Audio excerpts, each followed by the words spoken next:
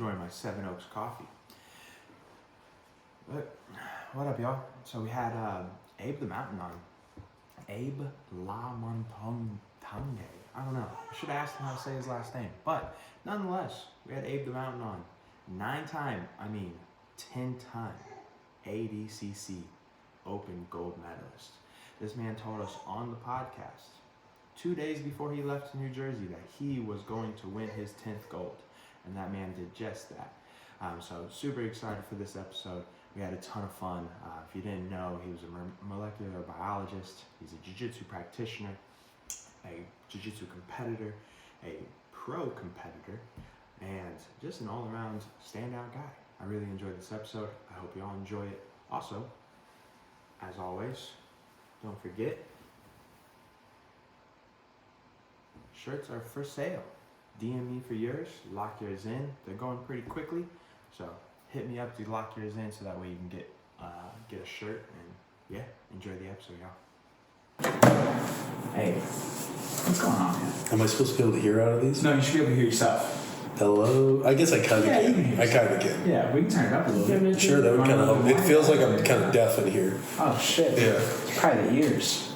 I do have big ears. No, I mean... Can you hear yourself a little better? Hello? Yeah, I kind of can. Yeah. I just don't want to turn it up too fast. I guess I can. It's good enough. I don't know, just turn it, crank it up. I just don't want to crank it and then have him blow his ears out. Nah, I can't do that loud. No. After all the years, yeah, now that's much better. Okay, got it. Yeah, that's way better. His ears are so no, I small used to that just you pull can't hair hear music shit. in my ears. You know, I get that old lady who comes along and it's like, you're gonna. I'm still not deaf after years of blaring music. So. Are you sure?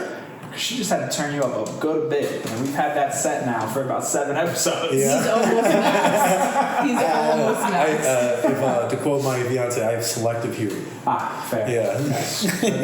That is a benefit of being a man. Yeah. Selective hearing. Like, baby would be crying sometimes. She'd be like, how do you deal with this? I'm like, God, I don't know. It's just. Well, I'm like that when me and my girl go to sleep. I like white noise and stuff like that. And it's kind of funny because I feel like if someone broke in the house, I'd wake up.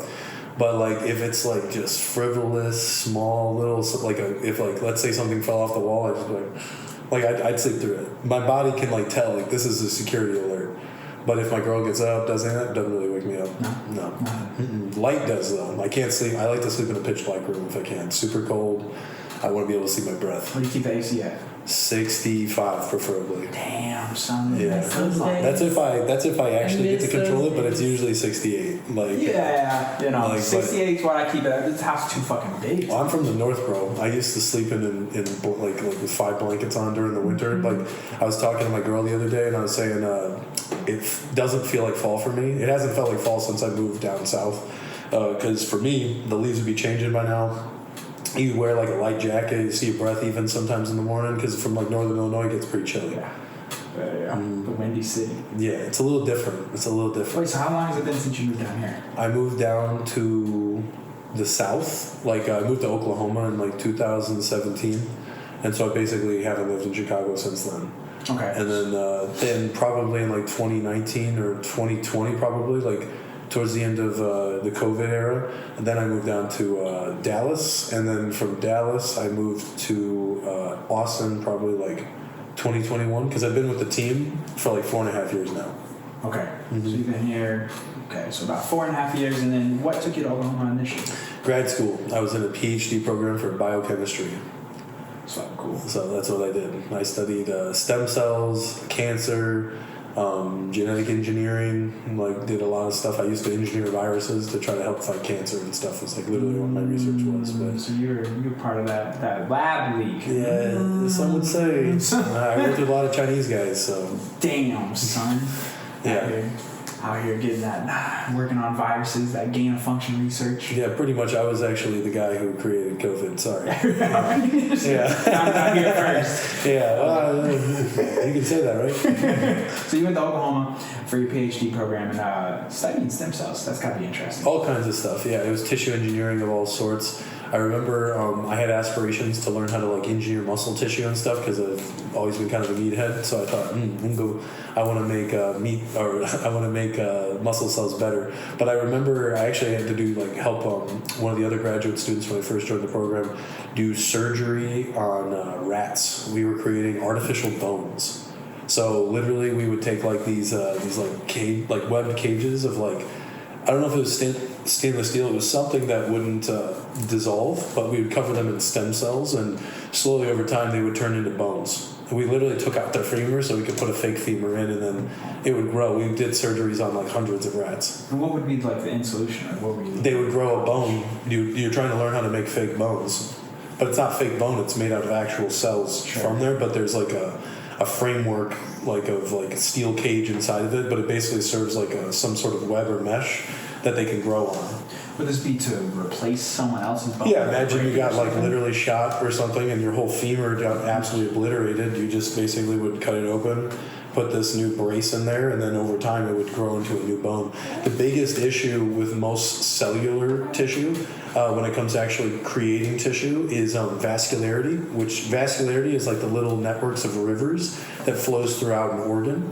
The biggest reason why we can't create like new or artificially made organs right now is because they can't get blood to go deep enough into tissue. Because typically when they try to do, I can't remember the name of what those kinds of tissue cells are called, but basically there's a certain type of tissue cell that creates like arteries and different types of blood paths to allow the essential blood to feed nutrients to the cell. And I think like it's like something like 5 millimeters or something. There's some really thin amount of it. So you can make layers of tissue, but you can't make whole organs until you can figure out how to have tissue have vascularity flow through it in a consistent way. Because it's kind of random right now.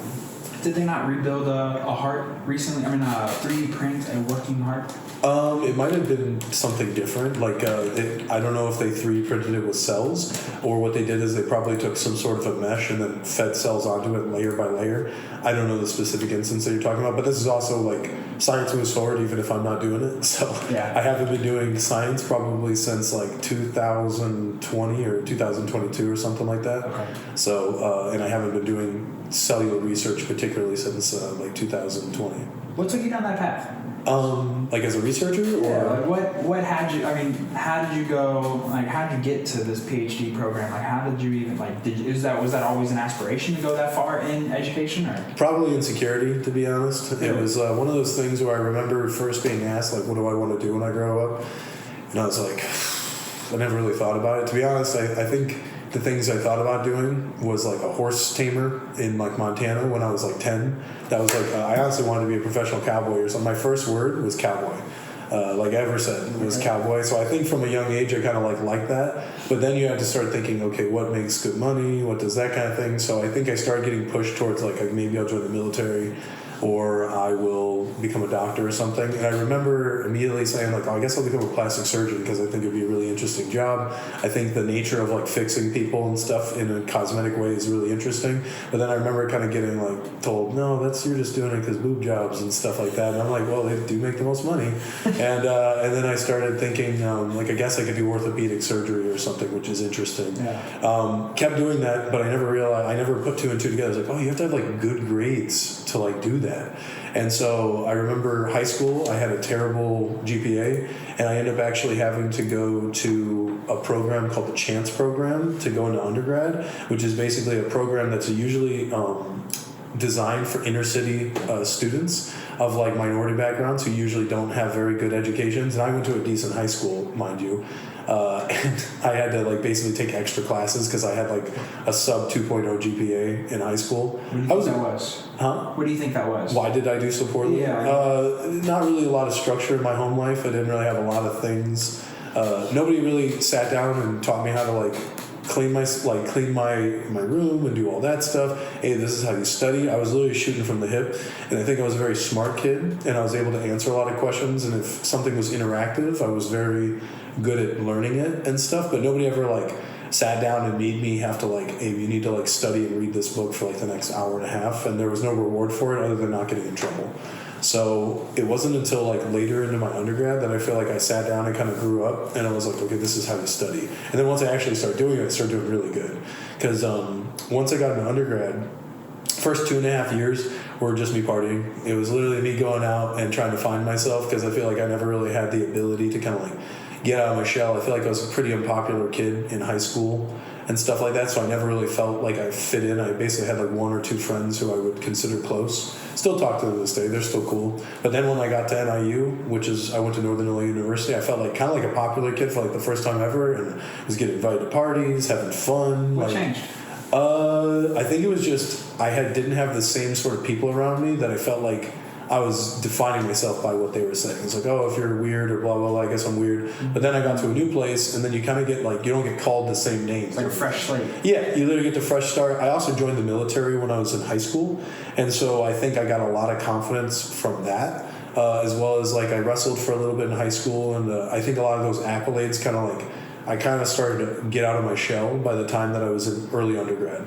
And so then I was like, okay, I started to learn to be more social, have more fun, do these things, but I kind of like thought classes would just be what they are, and I'll get to them when they get to them. And I definitely didn't go to college with thinking that I needed to study like it was my job. I was mostly just having fun, kind of like doing whatever, meet new people, exploring. And I think there's a lot of benefit to that in college, but you should focus on classes if you're paying money to take it, reasonably so. But I remember I had a hard conversation with one of my guidance counselors where they're like, you want to go to medical school with this GPA? I think I had like a 2.6 GPA, which is like terrible. To be competitive, you need like basically a 4.0. Perfect. You know, I'm going against all these like Chinese guys that are studying day and night and everything like that. They're going to go. They're also doing like 3 sports, all this other stuff. Like you're being compared to like the best people, and you're thinking you just want to go somewhere. So I was like, crap. I had a chemistry degree. I was a biochemist and everything, so a lot of the time people use it as a pre-degree, like a pre-med thing, like, oh, I'll just study biochemistry, use that to go to med school. So I switched the route, and I started doing a lot of research in undergrad. I worked for a few labs where I did research like on the behalf of the professor and would do small projects and stuff. I worked in an organic chemistry lab for a little bit, worked with a few other people. I was like, oh, doing research is actually pretty cool. I liked learning the scientific method and applying it.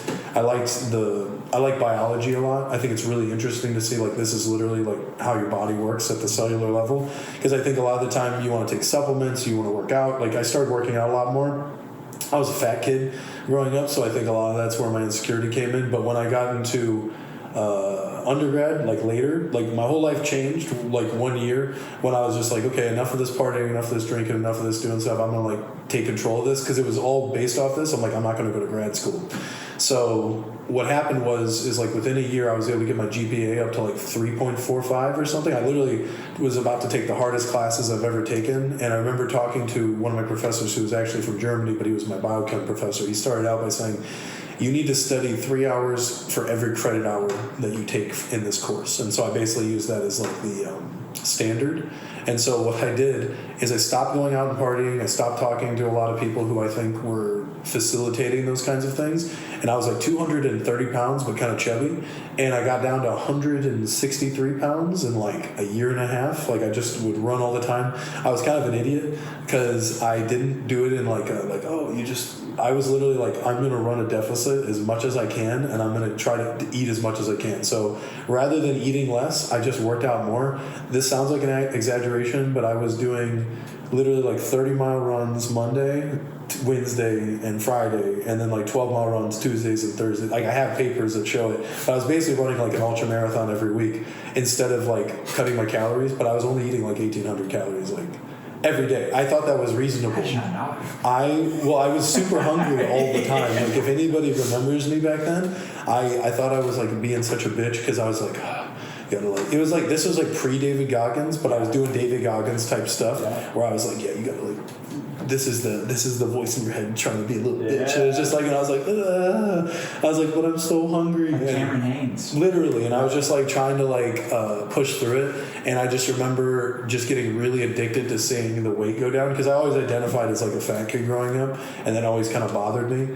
And then I was like, no, I'm gonna get fit. And so I got really, really fit, but then I like literally got super small because of it, and a lot of my strength went away and that kind of stuff. Then eventually I started lifting again in a much more healthy way. But there was a good period while I was running. I would listen to my professor's lectures on my like headphones. I literally would listen to this German dude from like southern Germany talk about biochemistry for like 3 hours while I was running, and it actually totally changed my life, made it really good. I felt smart and like a good student for the first time, because I went from probably being like middle of the pack, C+, B- student, to like I got the highest score in the thing. Me and like this one Pakistani girl were like competing to get like 100% on the thing, and I was like, yeah, you're not gonna get me, like outdo me. And so like I'd be like, and then you'd see that person and be like, oh my god, he cheated or something. Like, no, I literally studied for 9 hours a week for this thing. So it was fun. It was also interesting. I thought the more advanced the classes got, the less it was about memorization and more conceptually understanding. I did that with biochemistry, which basically I think it was Biochem 2, where you have to basically understand the whole class is about what's called metabolism.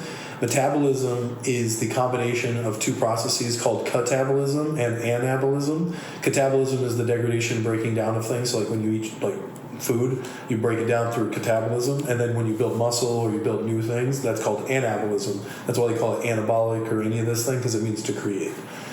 And so basically you study all those processes and you learn how the cell digests and ingests food and creates things. And it's very interesting, but you have to like you have to understand it at a conceptual level. I think the reason why those classes are so hard for most people, because they're boring. They don't really care about learning the Krebs cycle or the citric acid cycle or any of that stuff. They think this is just a means to getting my next class so I can eventually make $500K a year. Sure. And so they're just kind of like forcing. Some people are tough and they can do that, but I wasn't tough. I had to make it fun.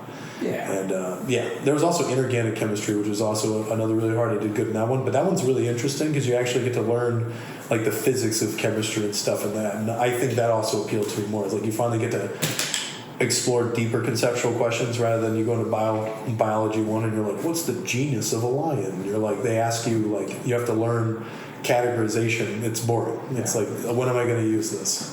Yeah. That's really interesting. I love that. So you made it fun for you. Like you found a way to like change your perspective on it, which then ultimately changed like your whole system. Like made you from a student that had a 2.6 GPA to a student who's competing for the #1 spot in class. Sure.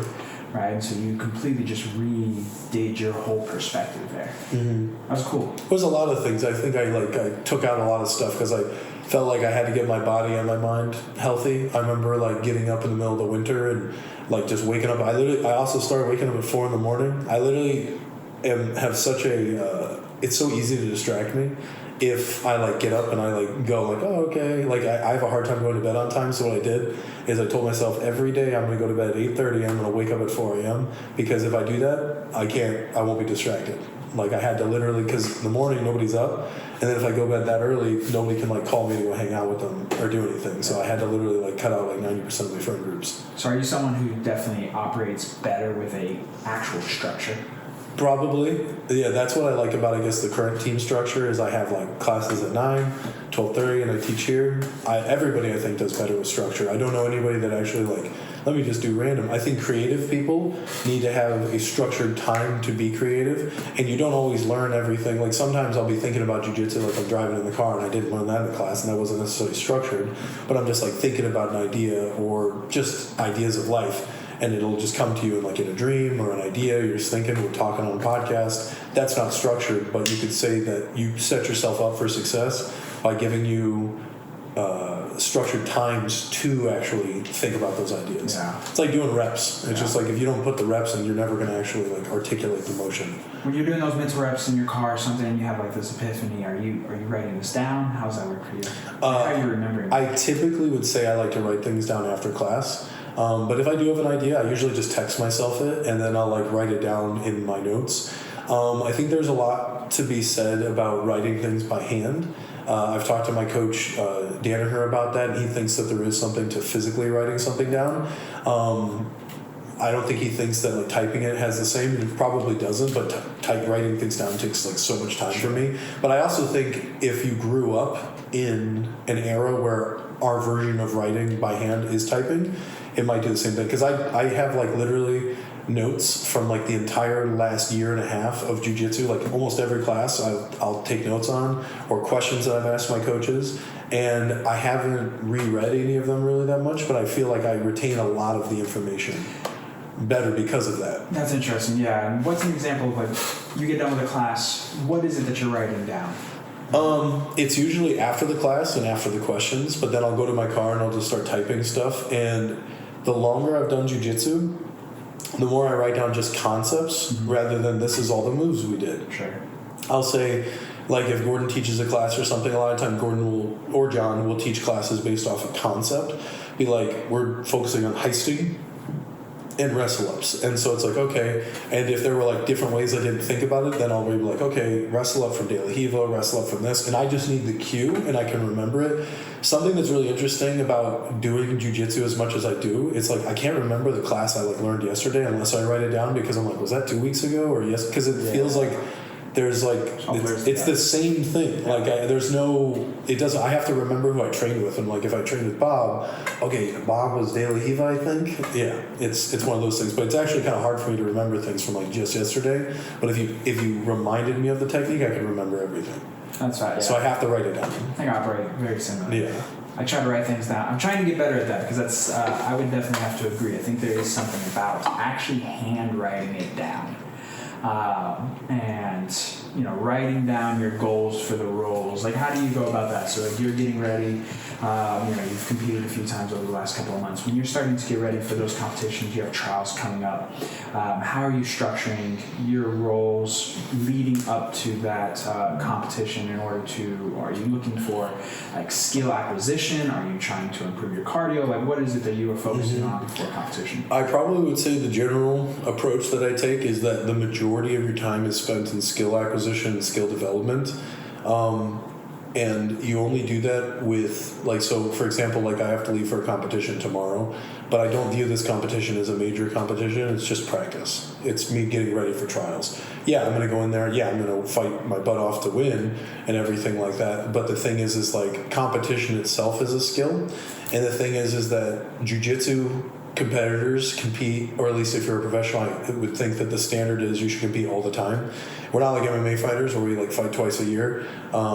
Whereas jiu-jitsu, I like literally compete once a month. Yeah. Like, and it's not as harsh on our bodies, so we can kind of get away with it. But what that means is that competition is more like just a skill you're developing. I view my comps as practices, unless it's like a big comp like trials. If it's trials, then I'll probably go through a more legitimate camp where I focus on skills take literally months to develop. So for me to think, I'm going to learn how to do this skill for trials is kind of like a little too late. Most of the things that I'm going to probably use at trials, I already do. Yeah. You know what I'm saying? There might be some polishing up things. Tactical changes you can make are big, like because you can immediately be like, I'm going to choose to be up or I'm going to choose to be down. But technical skills take 3 to 6 months to develop at the very least. You're not really looking to change or add anything. You're looking to just kind of shape it. You can maybe add a little bit of stuff, but it's only stuff I've been already working on. Sure. It's like it's more about keeping ideas in mind when I go against certain types of people with certain types of strategies. How do you go about handling it? Okay, this guy likes to stand. This guy likes to play guard. This guy's supine all the time. Okay, this is his good thing. If I just more or less know how to interact with them, it's more of me just picking the scissors to his paper at the right times. Yeah.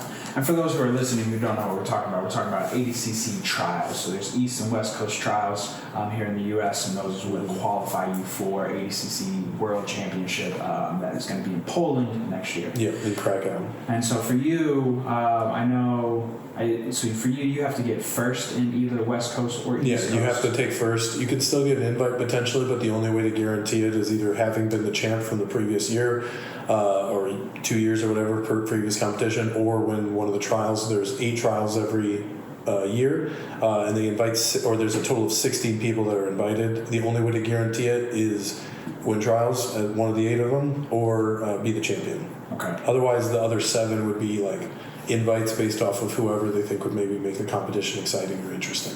Sure. And for you heading into this is East Coast Trials that's coming up in November.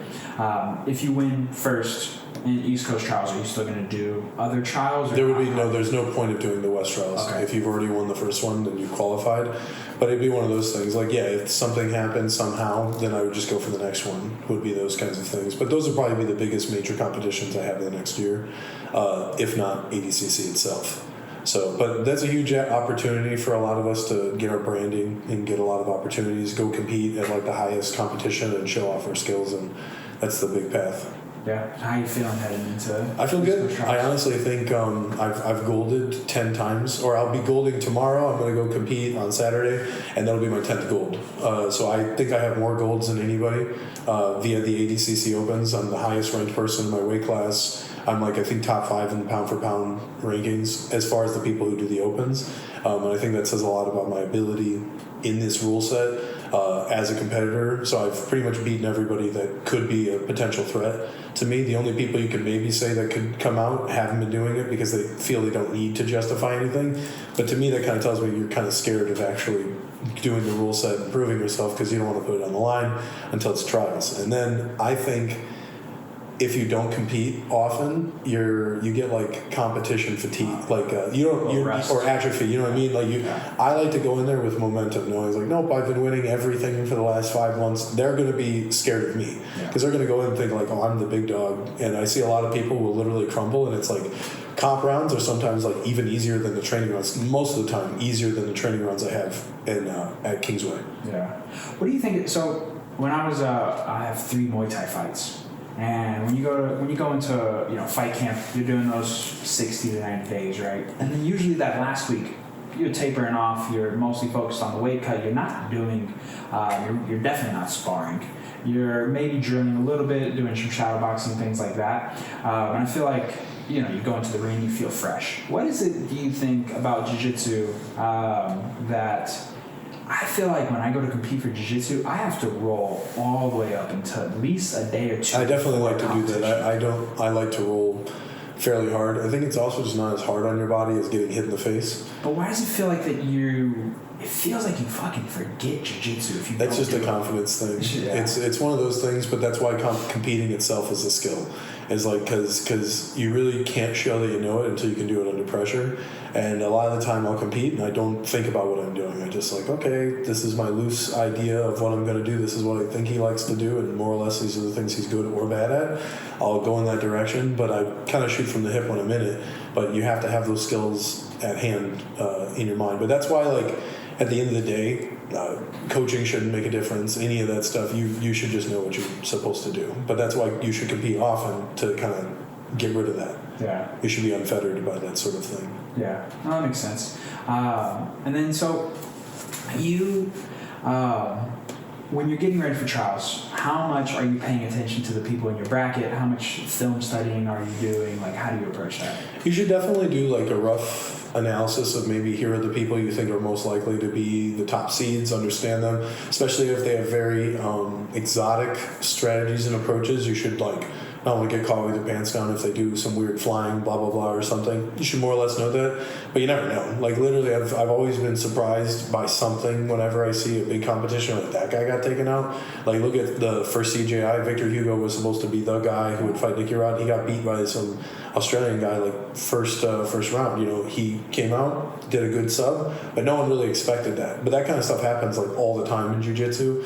So to go in there, I also think it's important to not focus on the finals. I found that if I have done competitions where I get hyper fixated on the guy who's on the other side of the bracket, I kind of like lose sight of who's in front of me, and then this guy gets the better. Like if I start thinking, I should save my energy for this guy, then I don't do what's enough necessary to beat the guy in front of me. So I think it's just better take each round as it is. When I see the next guy I'm going to fight, I'll start thinking about who he is. I'll have a general idea of like strategies, but that's why it's just good to be well-rounded. Don't get fixated on who you might have to face. Also remember, if it's like 128 people, you're only going to fight like half of them at least, like because it immediately splits into 2 brackets. And then you're only going to meet that person if they make it to the finals. So there's like a 50% chance that you're probably not even going to see them. Yeah. So.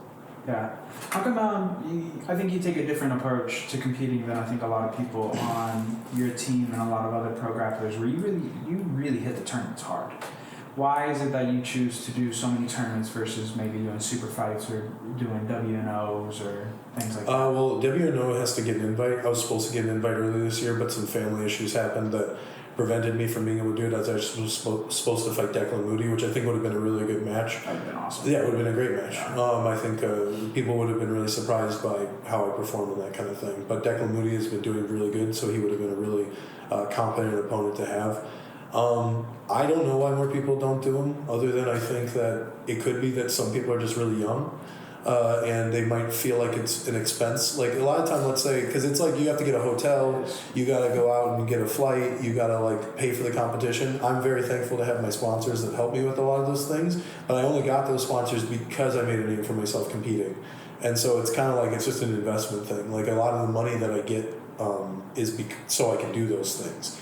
And so it's just like that's putting in the time. I think a lot of people are lazy, to be honest, or they're young, which the benefit of being 32 and doing grappling is I'm just not going to like, I've learned enough lessons to know like, oh, this is just what you do, where I think some people will think they're 22 and they're kind of an exception to the rule, or not everybody has to do that, or they feel like they've done enough.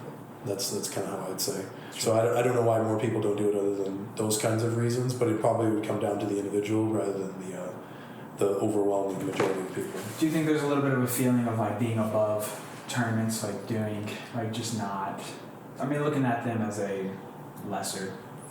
I don't think they would say that if they actually knew they'd win. If they knew they could win, because the ADCC Opens, for example, give you a lot of attention. Like if I go and I beat somebody, especially if it's another big name or something in the bracket, I get like 400,000 people saying that, and then I get like another 1,000 followers. It's like, so to me, it's just good business, good marketing. Like if you knew, like, just because it's like, think of it this way, the main way that grapplers or people in our profession will make money is online presence. Like you don't actually make money from competing, but you make it indirectly because people want to learn from you. They'll go to your school, they'll take classes online with you, they'll take a private. So it's like, imagine if I make like, let's say I sell my privates for $250 an hour. If I go to a competition and I get 4 privates because they see how I perform, I just paid for it and made money. You see what I'm saying? But that's how you have to do it. But grappling, like many things of entrepreneurship, is more than just being good at a single skill. It's because I actually think I have a fairly large following on Instagram, but I think it's just because I've been good at marketing myself. Not because I've never been on WNO, I've never been to ADCC, but I think I have more following than many people who have been to ADCC. Or have been on WNO and stuff like that. I do good marketing, I think. You do, and that's one thing that I've actually noticed. So I've known you officially probably like 4 or 5 months now, unofficially a little bit longer, but since I've been following you on Instagram the last like 4 or 5 months, I've seen your following go from like 11,000, and I think today you're up to about 17,000. Maybe a little bit longer than 4 months, but it seemed like it jumped pretty significantly. It does, definitely in the last year or two. I've gone up probably by 4,000 or 5,000, I would say. But I also actively and consciously make an effort to do that, where it actually makes it more impressive when people who don't have a big issue, like I'll see some people who are other professionals that'll have like 50K, and I don't think they post like ever. Yeah. And it just means that people really look up to them, or means like WNO or something does do its job and like branding them and stuff, which would be nice. But then I do all the other stuff that you're supposed to do too, even if I don't think I have as big a brand as they do. Yeah, which is interesting because I think one thing that a lot of promoters, joke about with jiu-jitsu guys is that they suck at marketing themselves. Yeah. And you can look at a lot of professional grapplers' Instagrams and it's not very well done. And one thing that you do well is you do that stuff very well. How did you grasp that? What was it that lots of trial and error, I'm assuming, but like what is it that you're like, okay. It's just the science. It's like science, like anything. The biggest skill you get from being in a PhD program is you learn how to learn. And so the thing is like that's why I think I've been good at jiu-jitsu and I've been able to do things, is because maybe I'm 32 now and everything like that. I got into jiu-jitsu later in life, but I'm not really a dummy. I might come off as a dummy, which is actually a good thing. I'd rather people think I'm dumb and then actually be smart than be smart and like actually be dumb. Yeah. And so it's like it's one of those things where I think I'm kind of unassuming to most people, and I think that I do a good job being genuine with people when they talk to me, and I think that goes a long way with the people in jiu-jitsu community. I come up from the Midwest, and I feel like one of the things I've noticed as a cultural thing that I was taught growing up is we're very down-to-earth people. Like, at least where I grew up in the more rural parts, everybody's like, hey, how are you? And stuff like that. And I think that's kind of imbued in me, and I think a lot of people find that refreshing, and I think they see that with my teaching, and then I also really like to teach. Like, I've been developing the teaching skills that I have since literally 12 or 14 years. So even before I taught jiu-jitsu, I was teaching science and other more deeply complicated things. When I was in the Army, I was like in charge of teaching people medical practices and stuff like that to keep people alive. So it's always been kind of a common thing, or important skill for me to be able to pass on information and keep people's attention for extended periods of time. And I think that's something that I do probably better than most other people in jiu-jitsu. Man, it shows you've only been doing jiu-jitsu for 6.5 years, yeah? Yeah. It's professionally probably like 3.5. And so it's just one of those things. But yeah, I think most of the people I compete against have been doing it like 2 to 3 times as more than I have. Oh, for sure. Yeah. Yeah, and definitely. You're competing as a purple belt against the black belts who have definitely been competing, or at least like 15, 16 years easily. Or something, and they'll flex it too. Easily. Yeah. And so you say, you learn how to learn. That's a beautiful quote. I love that. You learned how to learn, but when now you're building these skills, was there someone you modeled after? Was there something that you looked? Were you reading books? Like how did like jiu-jitsu skills? No, like the whole marketing and just like how to actually build your brand, because you do a good job. Sure. I just looked and saw what worked. It seemed like people like to use training audio. People like to use like captions to get people's attention. It's kind of, I feel like you have to kind of get pretty cynical when you try to use things that are just like, what do people like to look at, even if it's stupid? Like it's like, well, this is bright colors, big words. Lizard. Oh my god, lizard. I was like, I literally want to punch myself in the face, because the stuff I like to watch is very different than what I think they're.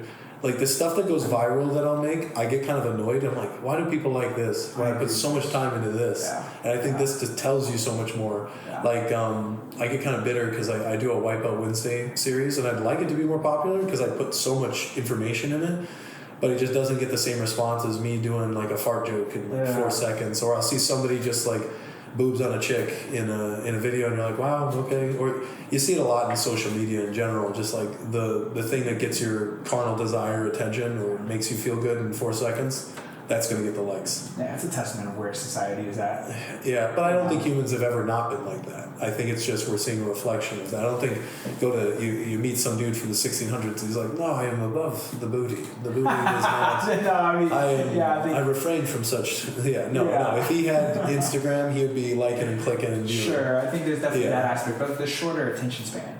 I don't know that we always would have been that way, or at least like an instant gratification. Sure, like people have normalized doing that sort of thing. Yeah, it's definitely much more. It's definitely much more prevalent than it used to be, or at least because it is like that. Just is. Well, you have the how access society to it. works. People can do that, but I think people have always tried to take shortcuts if they could, Of and course. take into Human like nature. what I mean, figuring out like that's what tools are. Tools are literally shortcuts, because then you have some guy who's just like the guy who like pushes things, and they're like, oh, you made a forklift? Screw you! You're just trying to take shortcuts, and it's just like we've always been like that. Yeah. Like trying to do things more efficiently and effectively is like one of the greatest attributes that humans have, and part of what rewards us for the way that we think. But now it feels like we're on that tipping point where we're going. It's gone too far. I feel like people have always said that though. Yeah. It's always the so. previous generation is like, what are you kids doing back when I was a kid? Like that whole thing.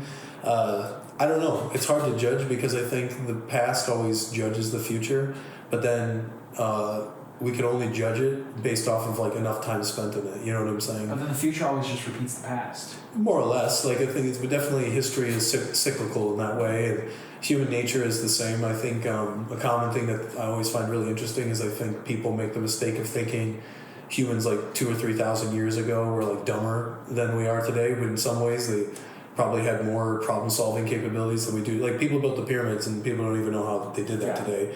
Or like you go ask a person, it's like, how do you like farm and till? And people just had basic, and this is before the innovation of like the scientific method. People were just figuring stuff out back then. And I don't think you could give like some sort of like iPad kid the same sorts of things and give them similar kind of issues. Would they be able to figure it out? Yeah, probably not. No. Yeah, so I'm fascinated by ancient civilization. I'm curious on your thoughts. There are, Randall Carlson, Graham Hancock, Randall Carlson, those guys with the youngest, strongest impact theory, where they believe that the pyramids are, maybe even 40,000 years old. Based on like water erosion on the actual pyramids and the Sphinx as well. But one thing, then there was a skull that they found recently that they believe is 1 million years old, a Homo sapien skull.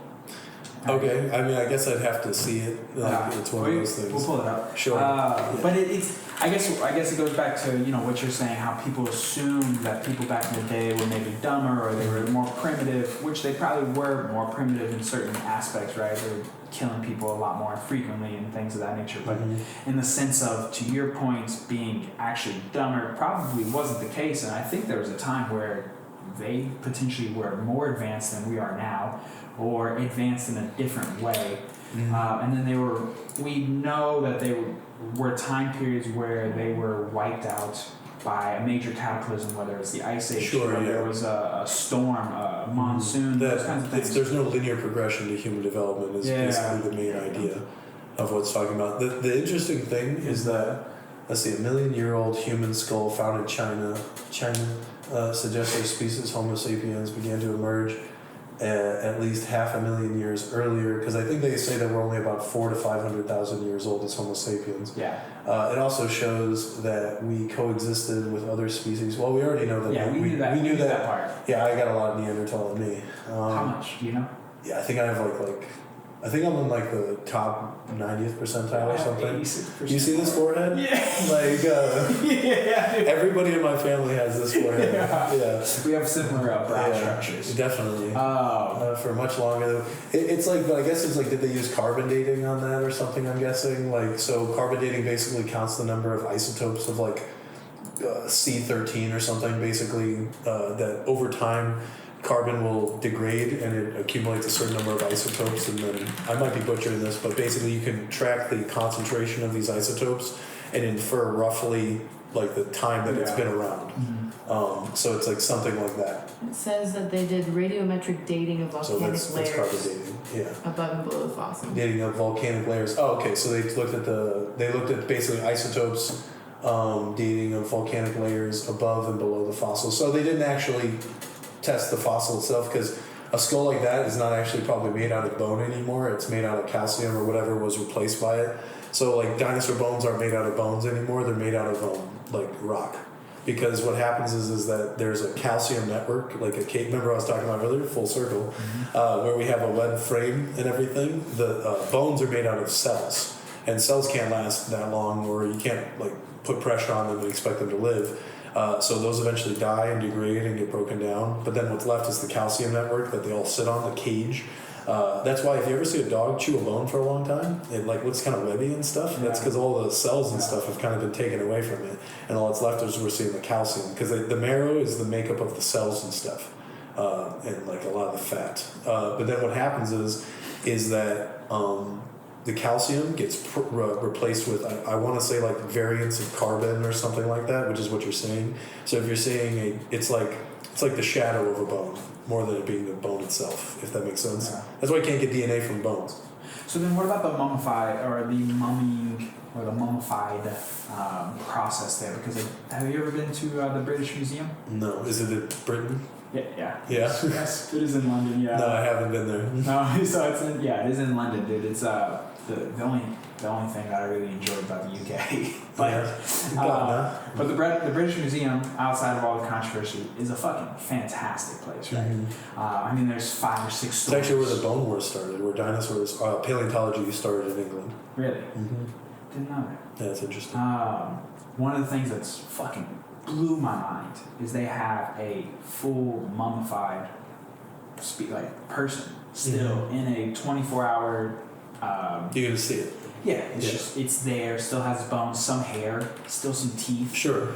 And it's just fascinating, to your point, that it wouldn't last that long, but clearly it's been taken care of, or it was. But dinosaurs are millions and millions of years ago, whereas mummies are thousands of years ago. I'm guessing, unless it's if it's how old this one is. I'd have to know how old. But regardless, the scale of difference is imagine. A planet versus a skyscraper. Yeah. We both think of them as big, but one is exponentially big. Yeah. You know what I'm saying? Yeah. So it's millions and millions and millions of years. I think dinosaurs are 65. 65 million. The planet is the universe is 9 billion years old. They believe even up to 26 billion. There's some estimates. You see what? I've never heard the 26. Right now it's 14. 14 is the official number. It just keeps getting bigger. It's infinite. Which when I was growing up, it was only 9 billion years old. Okay, yeah. Yeah, see, 5,500. I'm not saying that's not a long time, but that's not a long time relative to humans. Well, apparently they found it in the 1900s under sand, and that's what kept it. Sure, like I'm sure there's some sort of pressurized thing, but remember, mummies were also like literally preserved intentionally. Like they did things to preserve them, like probably drying them out, you know, whatever, doing every processes to keep it so that bacteria can't get in there. They remove the organs from like the actual thing, so maybe like the organs that might be more vulnerable to bacteria wouldn't be next to the skin, and it's also inside of like a coffin, like a sarcophagus. So how many times do you think we've done this shit over? Because that's what fascinates me. You think that like the fact of that like civilization has probably restarted itself. If we are truly 1 million years old, how many times have we fucking done this? I don't think it's like that we've started over from ground one, like we're like. But they were knocked down. So I guess here's how I'm interpreting your question: is that monkey gets out of place, he invents the rocket ship, goes to space. He has laser beams, and now he's like speaks every language, and he's like doing that. And then a rock hits him, and then we're back to Oonga Boonga land. I don't think that's ever happened, but I could see how maybe some sort of advanced civilization maybe made it to the Bronze Era, and then some cataclysm knocked them back to like square one. Or maybe they talk about like they get to some advanced, what is advanced for the time kind of thing, where we learned how to mix metals in a different way, and we had horse breeding more, and then a giant fire kills everybody or something. But then they go back like 1,000 years like in technology, and then they eventually find it. So then how? Okay, so I don't think we've ever been like space age level, like super futuristic. Maybe not, but maybe we just took a different path, right? Like right now we think we are quote unquote the most advanced civilization, but what if that's just not? What if that's just not the case? Like, well, what if that wasn't the case? Like, what if? I would just like to see evidence of it. That's really it. Would be interesting, but it's again. Speculate with me. Turn your science brain off a little bit. Let's have a little fun. It'd be pretty cool. Let's have a little fun. Big Brother's hiding all this from us. Go back to Tepe's, probably a spaceship. There's so much. I mean, there's so much. But okay, then what's your thoughts on the pyramid? Like, how do you think they did it then? I think it's like not unlikely that it gets kind of crazy thinking about the pyramids when you start thinking they're like spaceships or something like Stargate. But I don't think it's unlikely to assume that humans can be smart enough to know like, oh, these are correlated with like planets and alignments of the sky and stuff. I think people just underestimate how smart humans are, and that given enough time, we can figure out a lot of things like that. But we weren't able to actually recreate the Sphinx until very recently. Sure, and it's like laser precision. I get that, but the thing is I'm stating that there is a strong possibility that there were other technologies that they had, but I don't think they had like laser grafting or something. You see what I'm saying? No, so it's like maybe they had some sort of ability to generate leverage or something that we just never figured out. Like the Byzantine Empire had this thing called Greek fire, which they used for centuries. It was a coveted secret. It's basically like some super type of napalm that I think only recently they've been able to like replicate based off of the way it was described in the history books. But like there's stuff like that perhaps somebody had a discovery or an understanding of at some point, and then we just didn't know how to deal with it. Like we don't know how to recreate it because nobody wrote it down. Yeah. But that's what I'm thinking of, the same thing. That for sure there could have been like ancient Egypt was a marvelous civilization. It was an agrarian society that was able to kind of like be independent and have so much food and success and splendor that it was able to basically think about ideas and create things and build pyramids. Like when you see giant pyramids being made, that says that's excess. That says that we have so much going on that we're not nomadic anymore. We're not just fighting for our next meal, that we can actually like make a structure. Like apparently it wasn't even built by slaves. It was like paid people and stuff like that. And you can you have the time to build a luxury in that way. You know what I'm saying? Yeah, they're just so much older than we think. If they are, it's just the thing. It's just very hard to wrap your mind around. Here's the thing that's probably the most interesting thing is that I think something they said about the pyramids is it wasn't a desert back then. Yeah, it used to be a lake. That's the difference, is that I think a lot of people forget that like the Gobi Desert, I think it's the Gobi Desert in Egypt, or the Sahara, used to be like a jungle. Yeah, but it used to, or an ocean. It used to be an ocean, but it was like, we're talking like 9,000 years ago. So even then... No, but 9,000 years ago, I'm fairly certain there was like foliage and stuff. No, it was. What I'm saying is that right now, scientifically, archaeologists who hate the idea of the pyramids being older, they have it dated right now like 4,500 years ago, right? And so the It was 3 deserts: Sahara, Great Victoria, and Gobi. no, not the desert. When was the Sahara Desert an ocean? An ocean or underwater or a something. lake. Essentially, it was like a great. I believe it also had plant, like only like 10,000 years ago or something. But I might be wrong. An ocean, 50 to 10 million. Can you So look that up? Can you look up when the Sahara Desert had plants or like had like forests or vegetation. Vegetation would be the word. Yes. When did it say? Because I believe it has like a lot of. Or when did it vegetation. dry up? That's probably a good way to put it too. That's another good way. Yeah. See.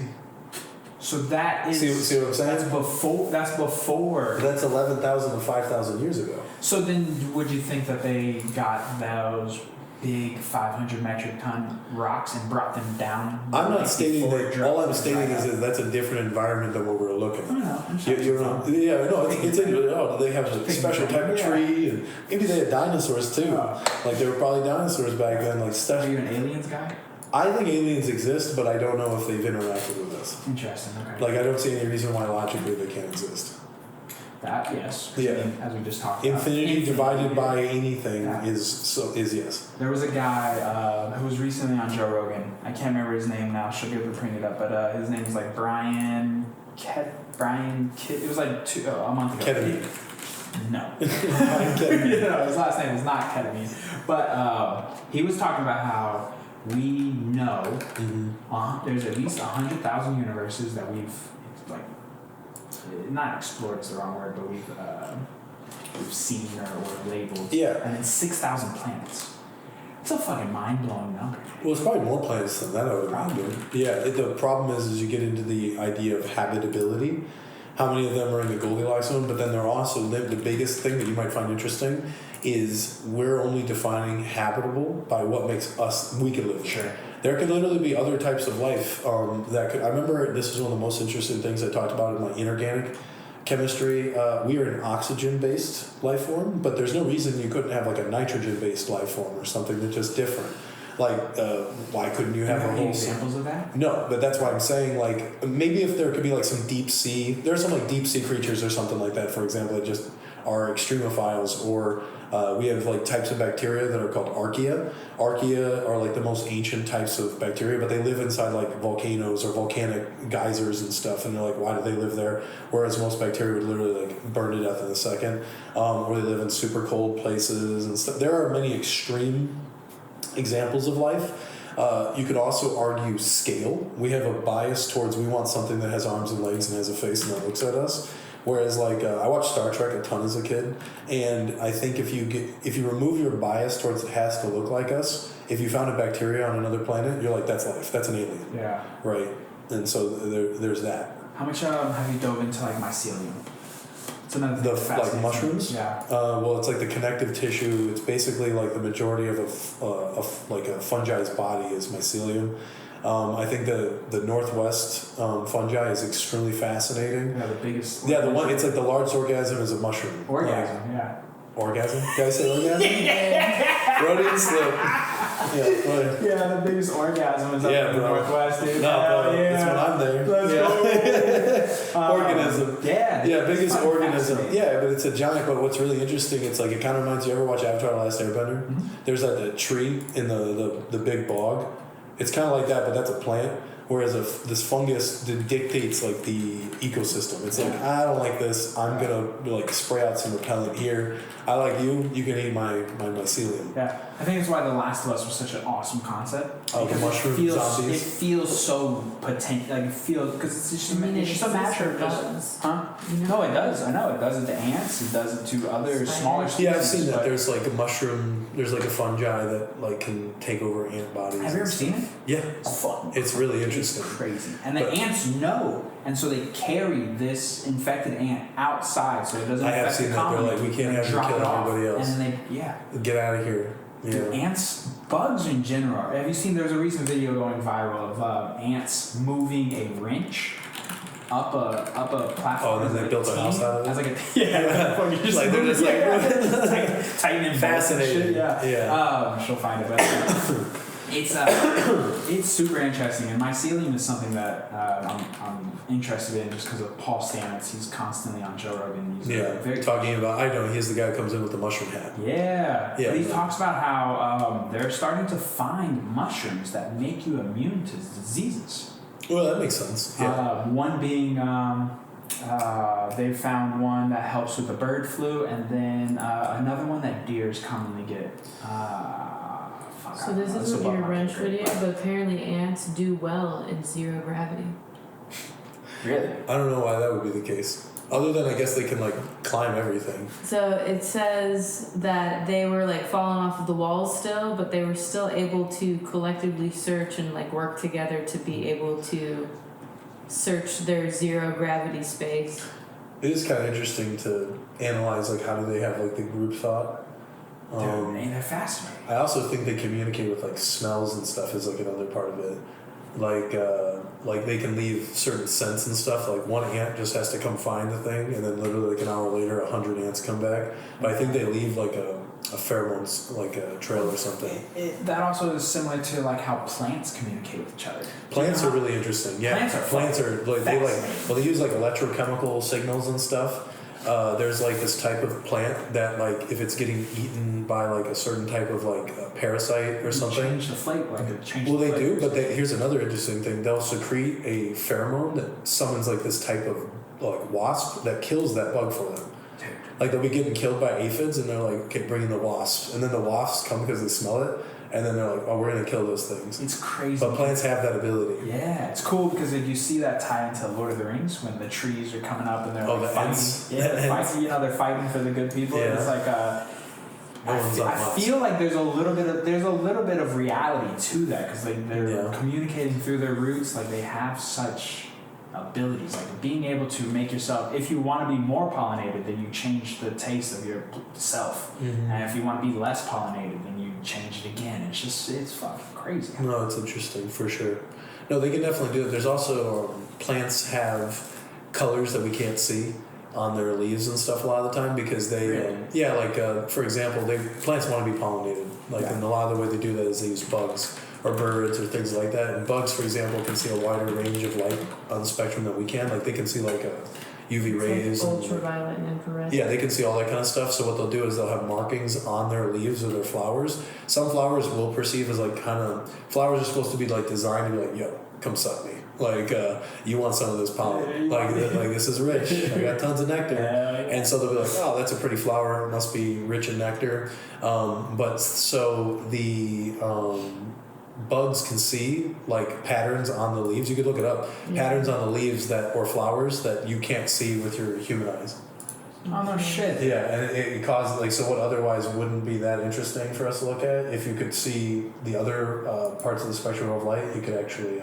So if you took plants into like a different colored room, you'd be able to see. You'd have to have some ability to perceive UV light is the main thing because you can't see it. It's not like you put a black light on or anything like that. If you take them into your red room, you wouldn't see different UV? I think it's mostly because we can't perceive UV light is the thing. They're reflecting UV light. I don't know if red room is supposed to be a reference to something. It was just a... Oh, sure. It was a sex Oh, okay. No, naturally I said orgasm, so red room. Yeah, I've asked for it. But no, they so essentially if you had the same kind of eyes, I think the thing that has the biggest, broadest spectrum of light that it can perceive is some type of manta ray shrimp. It can see every color. But light is infinitesimal, so all it is a wavelength of some sort, and we can only see a small fraction of it that we perceive as color. Damn. Do you ever see yourself going back and doing science? No. No. It would be weird. This is the shrimp. Why? The That thing can see everything. Yeah, it can This see is everything. also these are the ones that move super fast. And Yeah, they're flow like water ninjas too, behind them, and they right? kill shit. They're like ninjas. They will kill everything in front of them, And they rainbows. move so fast it boils water behind them. Really? We got a boiled what? Do we have video? Yeah. Let's pull up a see. video of this. Mantis, Go to videos. It's not the Mantis. Mantis. If I could type. While she's looking that up, why do you think it'd be weird?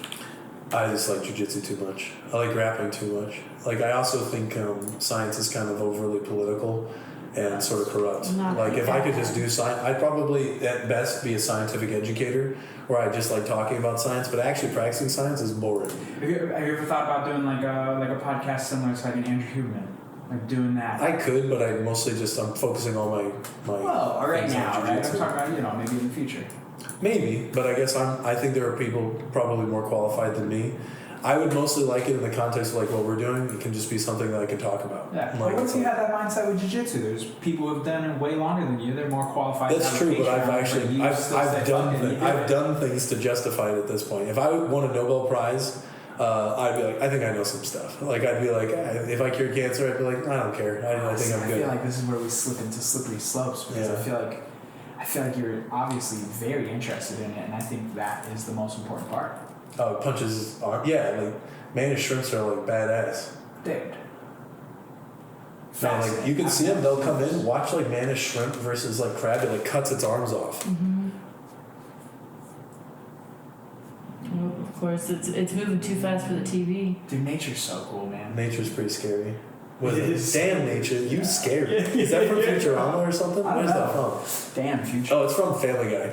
I think it's from Family Guy. Like, damn nature, you scared. Yeah. It's I'm fascinated by all that shit. I can sit here and talk about that for forever. Dude. Yeah. Yeah, just like this whole thing with orcas taking down boats. Apparently, they just re-attacked the boat not Really? that long ago. Yeah, I feel like orcas are typically really friendly towards humans. Apparently, they're pissed off on the Spanish coast. I think that's where most of them took place, were on the Spanish coast in the Atlantic Ocean.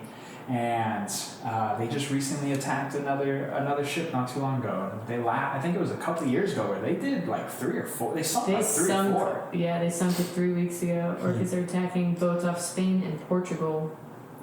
Yeah, that would be where I'd attack. It says that they are not Yeah, targeting humans, but are bored and mimicking each other.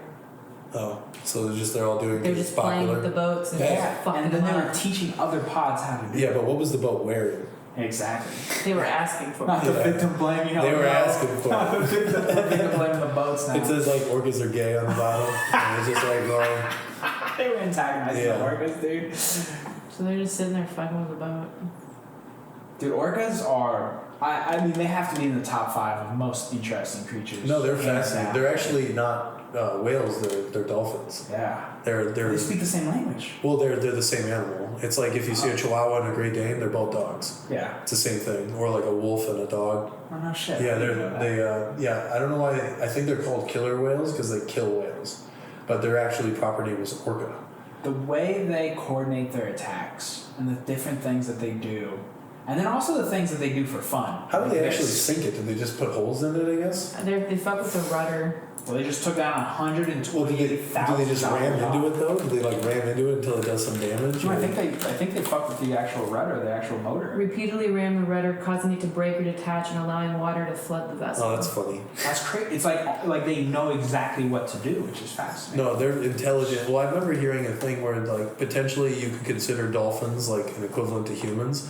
The problem is again we have the bias towards projecting our standard of this is what life looks like, where it's like they speak languages. Literally, they even have accents. They can basically fly around in a 3-dimensional space, and there's floating cheeseburgers everywhere of fish. Like imagine if you had that power, you wouldn't really need to develop much more. You'd And be they like, love to rape. They do. They do. Well, what's interesting is I guess girls, like female dolphins, will be more promiscuous in order to like protect their young, because they if the fathers won't kill their own baby. Like, but okay, so what happens is a dolphin sees that a girl dolphin has a baby, and the girl dolphin won't do it if they have a baby. They're like, no, I gotta like this is what I'm focusing on. So if it's not their kid, the dude dolphin will kill the baby to make them breed again, which is crazy. And so what happens is that girl dolphins will be promiscuous with all the dudes, so that none of the dudes know if it's theirs or not. That's like one trait we don't share with animals, thankfully. We don't kill other people's kids to have kids with that person. You never know. Wow. What? You never know. I feel We like might evolve into society. it. We might evolve to that. What if Lord of the Flies type shit? You know, you look at a lot of other things. Like it's interesting because me and my girl have had this conversation a lot recently, and I'm more on your side. I'm very optimistic. Where I don't think humans like. I hate that question of a bear or a man in the woods. I hate that question. What's the question? You ever like? Would you rather be in the woods? Would you rather run into a man alone in the woods or a bear? Yeah. And then they're like the bear, and I'm like, Yeah. okay, really? That's And so I get kind of cynical about that because I think it has the idea that they believe that the man would do some morally wrong decisions if not checked by society, and I don't agree with that. I think that, especially if it's also, I don't like hypotheticals where it's an unrealistic scenario where that scenario would never happen, therefore it's not a fair moral situation. Like you're never just going to be in the woods and then no humans exist and there's no way out of the woods, and for some reason you're not going to also run into a bear in the woods. You know what I'm saying? Mm-hmm. It's like that's just not a real situation. Yeah. That's interesting. Yeah, we've talked about this on a couple of different episodes now, where people project what they see online into their reality, even though they haven't necessarily experienced it themselves. Like they have this negative connotation about all of society because they've seen negative things on their social media. Yeah, no, that's true, but that's how marketing works. Like people think, like they believe that the whole American idea of the 2.5 kids fence out lawn, you got Fido the dog, is because of good marketing from like the 1950s saying you need a car, you need a house, you need this, you need tall ceilings, you need blah blah blah blah blah blah. Yeah. But it's because people have said you needed it. But it's funny because this is kind of like where I come from, and sometimes I use this as my basis of when I think of humans. I don't think of modern day humans. I think of the dudes that lived in caves 200,000 years ago. And I'm like, that probably, whatever they thought was probably normal is kind of what I think is a normal expectation to have. That's the Neanderthal in us. Yeah, that's us. That's us. Yeah.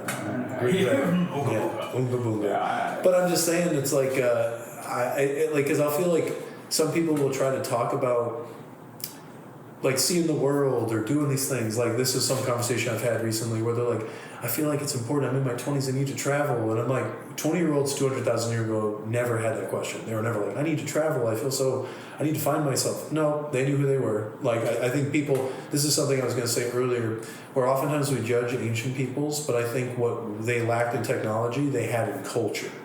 I think culture was a much more sophisticated thing, like practices, religion, and things like that were more heightened to supplement instead of having technology to replace it.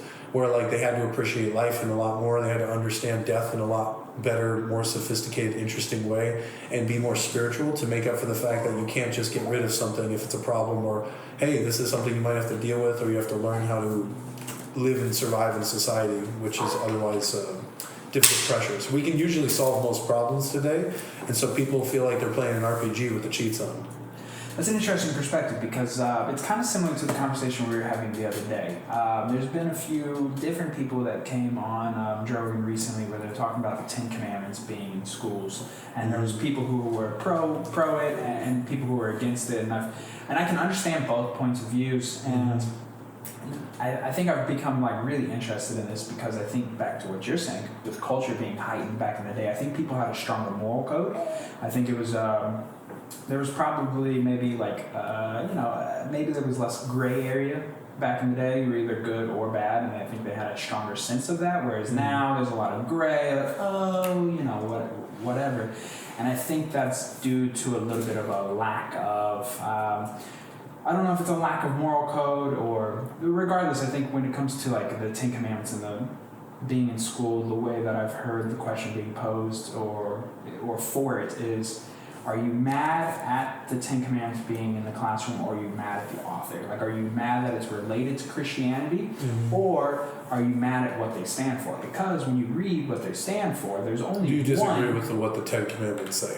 That's more or less that kind of thing. Correct. And there's only one in there that actually relates to religion, which is the third one, which would be don't take the Lord's name in vain, right? Yeah. The rest of them are just respect the mother, respect the father, don't kill, don't covet your neighbor's wife. I'm trying to think of like the other ones. But yeah.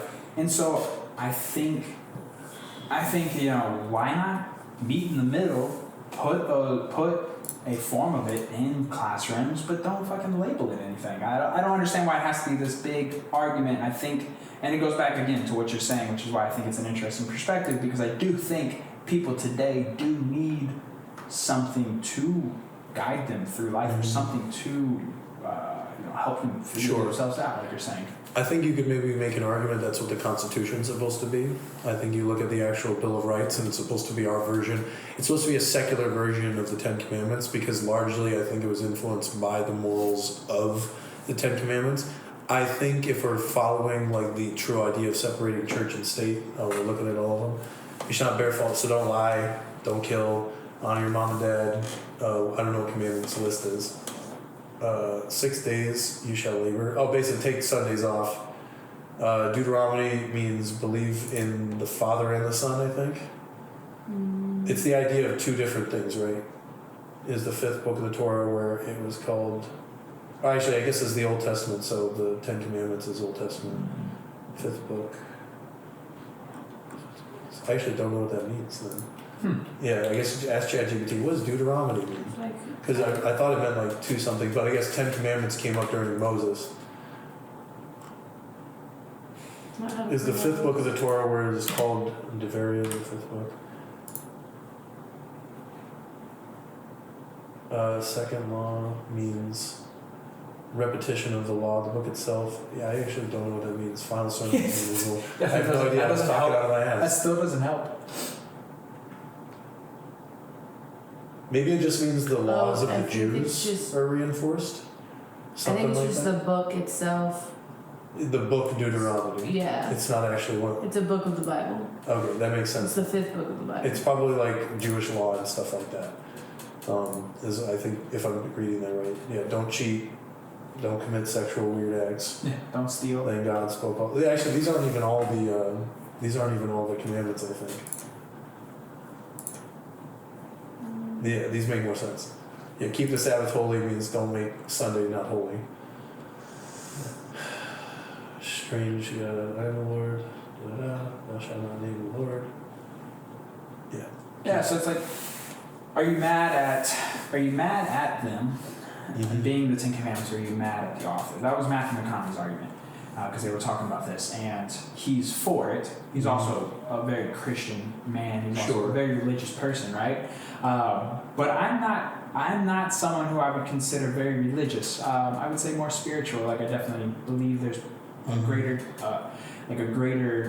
good or a greater being. I think that we're all connected in ways that we really can't fathom or understand. I think definitely I think people give off energy. I think there's a bunch to it, right? And I think I can see the argument of why you wouldn't want them to be there, and that's why I just think I feel like the answer is just always just something simply in the middle. I think so too, but I also think some people, the problem with morality, I think when you talk about it, it's like, I agree with the sentiment, like, is there anything really in the Ten Commandments you disagree with?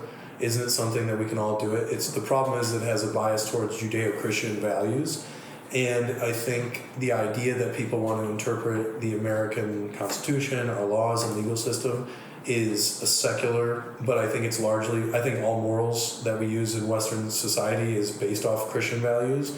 So to me, I think it's kind of weird. Like, I think we actually, the biggest problems we have in Western culture's legal system is when we start making laws that go against the basis of the biblical teachings. Like, I think that it's not like a bias towards, I guess, I don't know, maybe it is, I guess, actually, that I'm saying it. The main thing that I'm trying to say is that I think the Bible and a lot of the rules in it are typically pretty good basis of, like, even if you're not a Christian or anything, if you live your life by a lot of these patterns, I think you'd probably be a pretty good person, more or less. And the problem is that because it's in the Bible, it's not a reason to remove it from, like, a law as, like, a good thing. Like, it should be still used as a good basis, but this was how they essentially had moral codes as a system before there was, like, a widespread legal precedent for it. And I think if you look at, like, the Ten Commandments, for example, if you understand the story of it, Moses essentially came down from a mountain and he said this, but if you kind of look at it, all it is just representing kind of like common sense, but then putting it in word form. Like, yeah, you should probably respect your dad and your mom. Killing people kind of is wrong. You shouldn't need a religion to say, yeah, this is the reason. The thing is that interesting thing about I think the mixture of spirituality and religion is it should appeal to all facets of intellectual ability. Some people who are kind of on the lower end of intelligence, I think, do need things stated pretty plainly and simple. Like kids are kind of like that. They can be intelligent, but they're still maturing, but they need to be told, you don't kill people.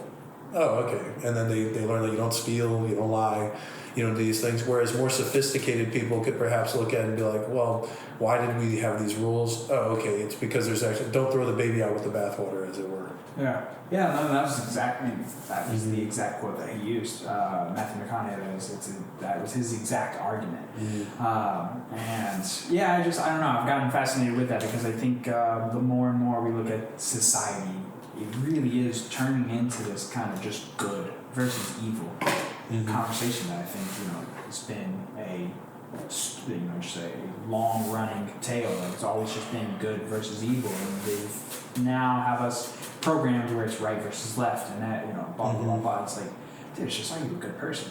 Yeah, but the thing is, it's not easy to say because I think everybody's worried about hurting.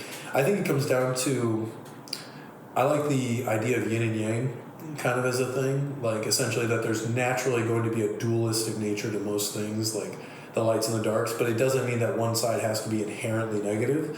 But you have a problem when one of the sides is overly represented, which right now I think we're in a society that's overly feminine, but that doesn't mean overly girly.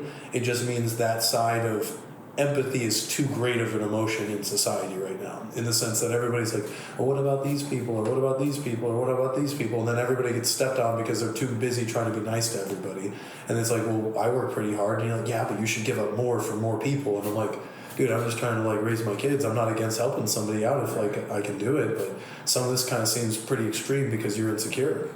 Like, you just posted a story about this on your Instagram. Yeah. Oh, you're talking about the dude who is just like, can I have a few bucks? Yeah. Yeah, so to reiterate, basically some dude comes up to me at the gas station. I'm sitting in my car probably looking at my phone, and then he's taps on the window and tells me to roll down. I'm like, I thought he was homeless, and he kept asking me, and I'm like, you okay, buddy, what's up?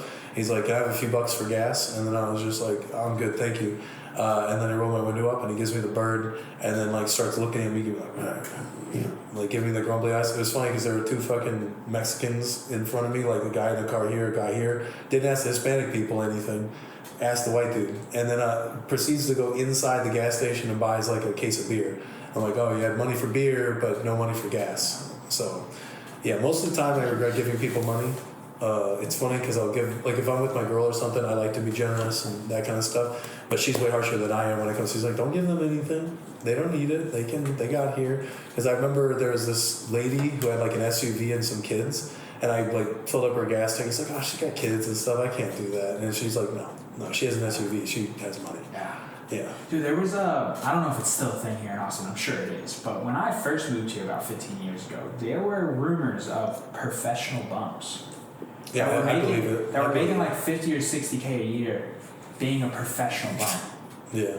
It's Don't talk about my work on the... Yeah, right? Don't tell everybody my secrets. It's hey. But it is, it is interesting to your point.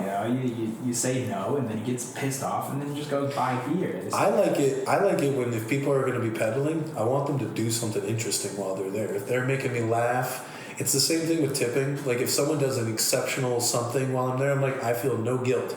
But if it's the baseline expectation, give me money, I'm like, dude, I get asked for money all the time. Why? What makes you different? Yeah. So it's because if it was I remember the first time I ever saw a homeless person, I was in high school or middle school. Shows you just how not oriented with the city I was, because they should have been everywhere. But this dude, I think, just got kicked out of his house. I think he had kicked out by his wife or something like that, and he was just sitting there. And I genuinely remember feeling really bad for this guy because I think he was really out on his luck. So I remember we gave him a few bucks or something. But now it's just people are so, I think typically most homelessness is not because there's a lack of systems to help them, it's because they want to be drug addicts. Oh, yeah. Yeah, and so therefore it's hard for me to feel sympathetic because it's dude, I'm just trying to get my life going. I don't want to not help you, but I also don't think this money is going to do any difference to you. Yeah, I want to take a half step back because you said you think empathy, there's so much empathy that everybody's stepping on. Too much empathy. Too much empathy, right? Yeah. Is it empathy or sympathy? Because I think everybody just feels too too good, too sad. You gotta I think help a lot of it is yeah. sympathy masked as empathy. What's the difference in two if we had Well, to define sympathy is like, empathy is being able to put myself in your shoes and understand where you're coming from, but I can still hold you accountable. Whereas sympathy is just Okay, so too much sympathy then. just feeling. Yeah, because they don't actually feel empathetic. They feel Correct. sympathetic. Oh, these poor people. Correct. These poor people. Yeah. And I'm just like, I don't think they're that poor. But yeah. So it's very interesting because it's something that we've talked about. Like I believe, I feel like the left really speaks down on minorities in a very like belittling way. Yeah, how are these white people supposed to help themselves? Yeah, they can't even find a calculator. Yeah, where it's like it's very inherently racist. Yeah. And it's a joke that we always talk about, dude. It's just like it's just like there's always, whether it's a movie, The Little Mermaid, and making her black, or whatever it is, dude. It's just like it's a group of white people with no black friends making these decisions. I definitely think that's true. It's girls too. Yeah. It's or some soft dudes who don't fight. Yeah. It's just like this is not. No one's asking for this. Sure. This is not making them feel better. It's not. Well, doing it's anything. people. It's virtue signaling. Yeah. It's just virtue signaling. Look, I'm a good person. I gave a black guy a pat on the back. So much of that today. But it's also, I think, kind of related back to what we talked about way earlier, is social media influences that, because you get rewarded for look, I posted a picture. Here's like. I kind of put such a bad taste in my mouth when people have to like do those montages. I'm gonna go out and give homeless people money. Hey, buddy, just the guy's like crying in front of one. I don't know if it's even real, but even if it is, it's like then you're not really doing it for the sake of just doing it. You're doing it because you want to get the likes and you want to get the returns on this. Like, look at me, go out and help somebody else. Okay, I think it's a guilty conscience. Why would they feel guilty though? No. I'm saying I think they do it out of a guilty conscience. Yeah. I think of it like I made this joke last time. It's like these white people that are always on Instagram calling things racist, etc. I'm like, dude, you probably have no friends outside of your ethnicity, and you probably said the N-word the most. Yeah. Like I'm like. I don't know. They're not gonna take my title, but it's just so silly because I'm like, and you're. I think now you are now projecting your guilty conscience onto the rest of the world. Yeah, no, I hear what you're saying. Basically, you were probably a shitty human being. They don't want to get called racist, so they call somebody else racist before they get called racist. But they know that they were the ones saying stupid shit, right? And it's always been just a running joke of mine because I find the shit hilarious. There's a comedian I've always really liked more as a philosopher than a comedian. He's a great comedian, but his name's Patrice O'Neill. Yeah. And I listen to him, and he has this great opinion when it comes to like racists. He's like back in the day, people had slaves, right? And he's like saying, but the people who like freed the slaves, they were taking a real risk. They really believed in what they were doing. They weren't phonies. It was you could tell the free thinkers would think against the grain. It was popular to just have slaves. Like, oh yeah, of course, they're not people. Yeah. Whereas like it's the opposite today, where the popular thing, the sheep are the people who just run into like, of course, they're so the civil rights, they're screwed over. They've been 400 years of oppression. And it's like, but then he's like, the only people he actually would respect is he would know at least immediately is if they go right against it, because they're free thinkers in that way. Because like it means that they had to come to the conclusion on their own thoughts rather than just doing what's popular at the time. It's like, well, then because he felt he could have more of an honest conversation with them, because the other people he couldn't really tell if they were just going to more or less agree with him just to they're yes men. Yeah, or just get like not sympathy points, but just get like, yeah, you like me too. Whereas he's like, he respected this guy for at least disagreeing with him. Yeah, absolutely. He's like, yeah, I don't think you're really that. Yeah, absolutely. Yeah, your thoughts should be challenged. Mm-hmm. And if you're surrounded by people who aren't challenging your thoughts, then you're not growing. Like you can't have I was just having this conversation with my mom yesterday. We were on the phone and she was asking me questions. She was like, political questions, and she was like, and she would say, well, Trump said this. And I would tell her, okay, well, that was in relation to this. Sure. There's a lot of context. Yeah, I was like, you're missing some context here. And then I would explain the context to her, and I'd be like, have you seen this example or this context? And she'd be like, oh, no. And then I'd be like, well, then how do you have such a strong opinion? But that's literally what the media tries to do. It literally tries to like inflame you because it wants you to look and that kind of thing, and you're like, It's very successful at it. No, it's very good at it because it will work on me too. I'll be like, is it? And then I'll look into it. No, it's not really that. And you're like, what does this mean? Clickbaity stuff. Yep. But I think most modern media sources are not really very reliable or good at what they actually do. It's the fact that it's political bias kind of shows it's not really good at just reporting the news. Yeah, because they're not giving you information; they're giving you their opinion. Mm-hmm. Whereas I want information, and then I can make my own opinion. That's what a good news source should do. Yeah, it's what They should want to be unbiased. And it goes, and it's under this like thought process that the public isn't ready for the truth, or the government has always kind of operated under that impression where the public can't handle it, and it's like. No, it's because you. Well, that's actually it's in the spirit of what you were just saying. It's like they can't handle the truth. It's like, well, the public, you're just belittling this. Yeah. It's just like it's very interesting. It's like it's not that liberalism doesn't have a lot of merits to it. I think liberalism is more of a feminine idea in the sense that like I kind of think of it like this way. It's like in the classic sense, why men get associated with masculine energy and why women get associated with feminine energy is because I think to define masculine energy, I think the highest value to masculinity is truth, and I think the highest value to femininity is peace. And so the thing is like those two will butt heads all the time, and we see them actually in physical form when girls and guys communicate. Like imagine some dude's getting into a disagreement with his buddy or something comes over and he's like, no, say you're wrong, loser. Like you're wrong. And it's just like, and then like what's the lady doing? No, guys, just come on, calm down, it's fine. When he admits that he's wrong, and then I'm right. And so it's like, but that's the kind of aspect where we see it carried out because dudes tend to be the arbitrators of truth and women are the arbitrators of peace. And it's not that guys and girls can't do the other roles in that way, but typically because we're supposed to be complementary to each other, women tend to. Feminine energy in a positive light is very understanding and peaceful, and it forgives. Whereas men are more judgmental, or at least masculine energy is going to be more judgmental, I should say. And it's very truth-oriented and disciplined, and it says this is how you get it. Where you need both hands, the left and the right hand.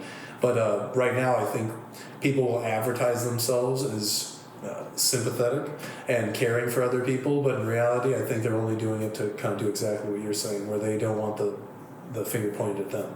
Yeah. But in reality, they're probably more terrible than anybody, and then they blame middle class America for being racist, and they're not. Yeah. They're really not. Yeah.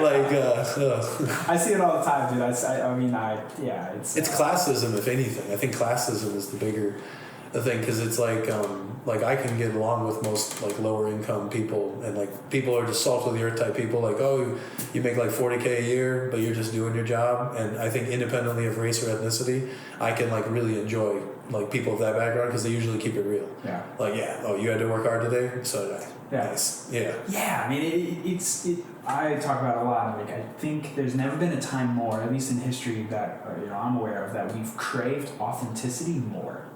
No, it's in short supply. Yeah, it's just like, it's so hard to find somebody, like you're saying, who just shoots the shit. Just like, shoots you straight. Like, tell me the truth. I don't want to hear what I want to hear. I need to hear what I need to hear. Well, but then you also have to be the type of person who's willing to be receptive to such things. Where it's like, I think, like, people get punished for being truthful a lot of the time. Like, this is where I also get to the idea of the feminine thing, is I like to just say it like it is. But there's a way to say it like I'm amazed by girls' ability to just say things that are really mean politely. It's like, oh, I love that for you. And it's just like I think I see, like, I was watching Love Island, I think it was, and I was learning girl politics with my girl, and she's translating for me. I was like that petty bitch. And it's just like, I love that for you. And it's like, it means she hates that. Yeah. Like, it means that, like, oh, you're an idiot for doing that. I wouldn't do that, but I love that for you. Yeah. And it's like, where guys are like, that looks ugly. Like, that looks stupid, bro. And they're like, it's so hurtful or something like that. And it's like, if you're just reminding them of their existence and the way things are, and it's hurtful, then there's a problem with them. Yeah, it's like, that's exactly your problem. Yeah, because if I'm under the mindset of, it's my responsibility to take what you're saying, regardless of how you say it. Like if you say something very bluntly, it's my responsibility to either take that in a positive way or a negative way, to see through how you said it, extrapolate the intent, and then process that for myself. What's wrong with also asking a follow-up question? Be like, okay, this is how I interpreted what you just said. Is that correct? Oh, no, that's not it. And it's like, you mean this. I think people usually let their emotions respond first and then think, but that's also human. I don't think that's just girls or guys. Because I definitely think some guys are like, oh, you're a little bitch. And it's just like, the guy's like, oh, you're not going to call me. And they just see red and they want to go. They're like, oh, maybe he was attempting to try to elicit familiarity with me and I mistook the word bitch, because in other associations I typically bring it as a sign of weakness. You know, something like that. Where definitely there are some like if we were in a hyper-masculine culture, it'd probably be like people being a little too macho all the time and fighting all the time. Like, okay, dude, chill. Sure. It's okay. Like, that would be a hyper-masculine society as opposed to a well-balanced one, right? Like, here, we're like kind of wanting people to stand up for themselves a lot. It's like, no. I'm right. I'm not going to let you shut me up in this kind of thing. Peace is not the best option always. No. Yeah. No, it can't be. That's why utopia is like socialism sounds so good in theory, but it completely ignores human nature. Well, yeah, it's like we're kind of competitive by nature. Oh yeah. We also don't like the idea of. I think people are okay with helping out their people.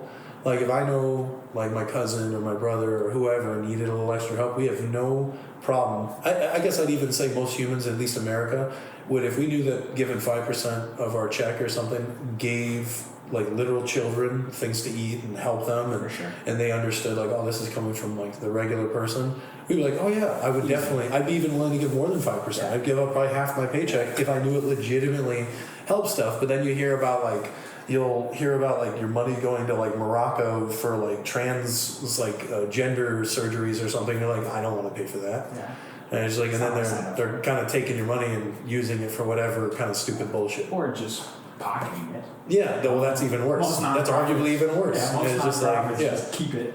Yeah. We brought it up. You want to donate $1 to save a child? Not you, Walmart. I'll give it to the African. Yeah, right. I'll give it to the kids. Yeah, myself. I will give it to them. Yeah. Yeah, because it's like, dude. I mean, I fucking lost my train of thought. God damn it. You were talking about nonprofits. We talked about. I don't donate to cancer funds, cancer research funds. I want to hold that thought. I want to come back to you were saying you wouldn't want to be a researcher because of the corruption and the political. I want to get back to that and see if you experienced anything yourself. But before I jump back to that thought, I just don't. Why would I donate to the cancer fund when I know you're just like, why? What is your actual benefit to curing cancer? It's the same thing as like homelessness in California, where the average salary is $170K to fix that problem. What is your incentive to actually fix the problem? Sure. Why would you fix the problem? Well, we also have a society that, like, especially with insurance and stuff like that, they don't actually want to solve disease. No. Like that this is a huge thing, not to segue too much, because I'm sure we can talk about like psychedelics, for example. They should be like in mass trying to like get those things, because it actually cures mental diseases, as opposed to most pharmaceutical treatments will just treat the symptoms. Wait, and then dabble? Oh! Yeah, bro. Oh! We can have, okay. Yeah, no, we can have a fantastic conversation. No, I think it's extremely effective. It was one of those things I started to experience and understand in grad school. I had a few people who are psychonauts and they're all chemists, and I was really I didn't want it to be like, what would we call it? I didn't want to like have other bullshit in it, and literally we had like actual giant machines to test the purity, and I'm like, I trust these people because they actually know what they're doing. Yeah. Like literal chemists who like were trained in like organic chemistry to learn how like, this is what this is. There's no contaminants. There's no weird shit in it. I'm not going to have like fentanyl in it when I put it into it. I was like, okay, I'll try it. And then I started doing a lot of research independently of that. I was like, okay, there could be some actual uses, but no, I think it's one of those things that like the fact that there's so much evidence that already starts suggesting that it'd be good. They should just they are developing more, and there's like a lot of upper like academic places that are developing it. Yeah. But if you knew that could be an alternative to taking like Ritalin or some bullshit to like mood suppressants or treat depression, and you knew that this could cure depression, you should be like full send wanting to do that if you think you're like morally right. Exactly. Yeah. Exactly. Otherwise, people are addicted to antidepressants, which don't actually work. The fact that alcohol is the one that's legal Yeah. comparatively to the other ones. I think It's they so all crazy. should be legal, more or less. I would agree. I think that you should just teach people how to be responsible.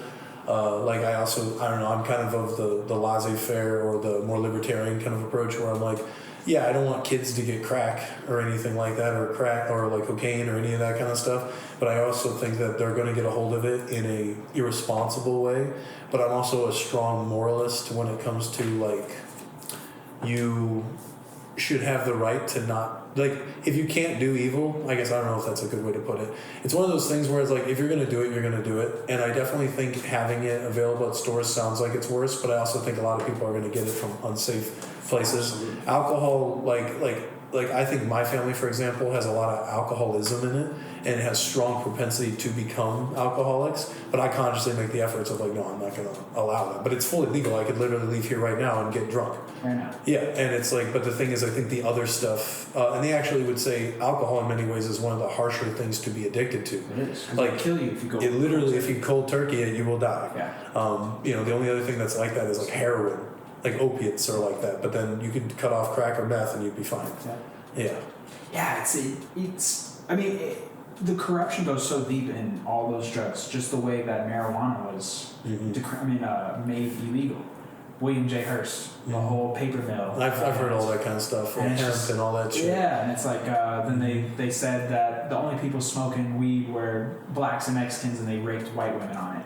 And it's just so crazy that worked. Yeah. Right? And it's to your point and to my point about the funding of cancer or like cancer funds and homelessness projects and donating to this and donating to that.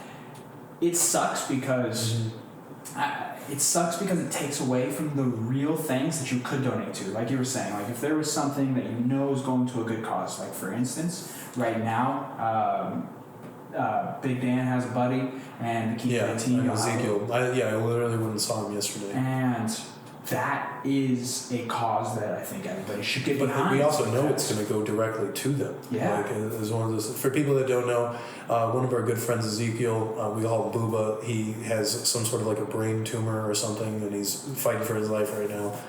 So it's just one of those things. If you can, go find the GoFundMe. I think it's listed on Big Dan or Jiu-Jitsu Giants Instagram. And even my own coach is doing like a supplemental seminar on the 19th of October at B Team just to show support. But that, I completely agree with you though. I think like that's a cause I can agree on because I know this person's actually going to like get the money and do it. But if I say like it's not going to do anything for my friend if I donate $1 to cancer research or something there. So especially when I've been in the cancer research field and I know where that money goes, and sometimes it's not used, and most of the time it could be even not used properly. Like you wanted to get back into the research thing, and so the political and corruption. Literally, I left after like about 3.5 years or maybe 4 years into the program. I got my master's degree. I did everything like there, and I was gonna I talked to my professors because COVID happened, and so I had to put my research on pause.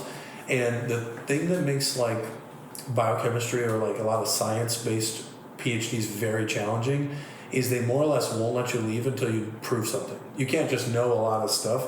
You have to get published, and usually nobody wants to publish bad data. So like I did all this stuff and found out this stuff doesn't work to get this answer. That is technically science, but they want you to actually discover something new or find a new way to do something. You have to prove something. And then I was in an unfortunate circumstance where, because the research was really interesting in the lab that I worked in, that's why I chose it. But my professor was very, he was known for being like really high level. And so he would only publish in really high level journals. And to do that, you have to like work your butt off to get into those journals. Like imagine like a Time magazine of science, like something like that. You'd want to publish in that. And yeah, it'd be a nice publication once you got there. But mostly, if you're just trying to get a job, you don't need to be in a high journal. You just need to be able to show, I got a PhD, I need this, and then you get out. And then you're working 13 years in a program only to make like $60K started and getting out. It's kind of depressing. But what happened is, it's funny, so I get out, and then I find out a year later, like maybe less than a year, like 6 months later, my professor flees to China. So he's a Chinese professor, and because he was like stealing information, there's like a big that thing they talk about, the Chinese like taking information. Incels, In incels are I think sleeper cells. Yeah, so incels is the people who don't sleeper have cells. sex. Yeah. Sleeper cells. He might have been that, but no, sleeper cells. Basically, he was taking information from like other labs and stuff. Huh? You got something in your mustache. Oh, you're good now. Oh, and so he was taking something. He was taking information like illegally from like American labs and stuff and giving it to Chinese government. And so like that's a really common practice where they steal information in China from like other places. He was doing that, and he fled the country and got out before he could like be arrested for doing that kind of thing. I think one other the FBI raided our lab. And like came in and did all that, and then it was funny because everybody was kind of condemning me for it and being like, oh, hey, why would you quit the program? Like it's kind of like one of those things because they don't want to tell you made a good decision because then they immediately have to look at themselves and say, oh, maybe I shouldn't be in this program, like that kind of, because they told me I had to be there for another 5 years before I graduated. I was already there for 3.5. And so I think if I did that, I'd like just have graduated maybe like a year and a half ago. Yeah. That's crazy. Yeah. And it's like, but since then I've already had I had 2 corporate jobs, did all that stuff and made jiu-jitsu as like a career, all that. No. Yeah. And so then more or less that happened. And then I got out. And then after he got kicked out, all of the people who were in my lab had to restart. So even if they had several years of progress, well, many of them, like, I think it was a lab of like 40 people, and like 38 of them were Chinese, so they all just went back to China. And then like 2 of them were Americans, and then they had to like switch to other labs, and they're only just now graduating. That's crazy. And that really explains why scientists and certain other professions like archaeology and things like that are so reluctant to change their opinion down the line when there's new evidence, because they spend so much time. Well, they make their whole career being, I'm the guy that said water existed here in 50,000 BC or something like that. And then their whole thing is, but it's funny because they've already got what they want, but they don't want their legacy being undermined or being told that they were incompetent or something. So people get very fixated on the dogma of research. Yeah, and people get really fixated on, they want to have, like the whole Tylenol thing. I think it was interesting. I don't even know where that came from. I just know it's associated with autism all of a sudden. Yeah. Well, I think so. It's been something that's been questioned for at least 10 plus years. But what I think is always interesting is everybody suddenly then wants these massive like peer review studies on everything, and they're all looking for these like concrete data. And I'm always like, I mean, dude, if you wait for those kinds of studies to then adopt a new mindset, you're gonna be like 20 years behind because they take forever. They do. Those things take forever. Like we're still plagued by a 1970s or late 1960s food pyramid study about sugar and saturated fats. We're still plagued by that today. And all they got paid was $50,000 to fudge that fucking. But yeah, that's because it becomes incorporated with the cultural opinions of things, like, oh, saturated fats must be really bad for you, blah, blah, blah, blah, or like that kind of stuff. Yeah. Where you're like, well, you can't, or like, here's another one, salt increasing blood pressure. Yeah. That's like not true. Yeah. Like, genetics are the strongest determiner of most of the things that will kill you. And then obviously, like if you smoke or you're obese or something like that, even then genetics will still like have a stronger determiner if those kill you more than anything. It's just most people don't have the genetics to support them smoking cigarettes for like 80 years. But you'll occasionally meet people that have been smoking and they're 95 and they don't have cancer and they're fine.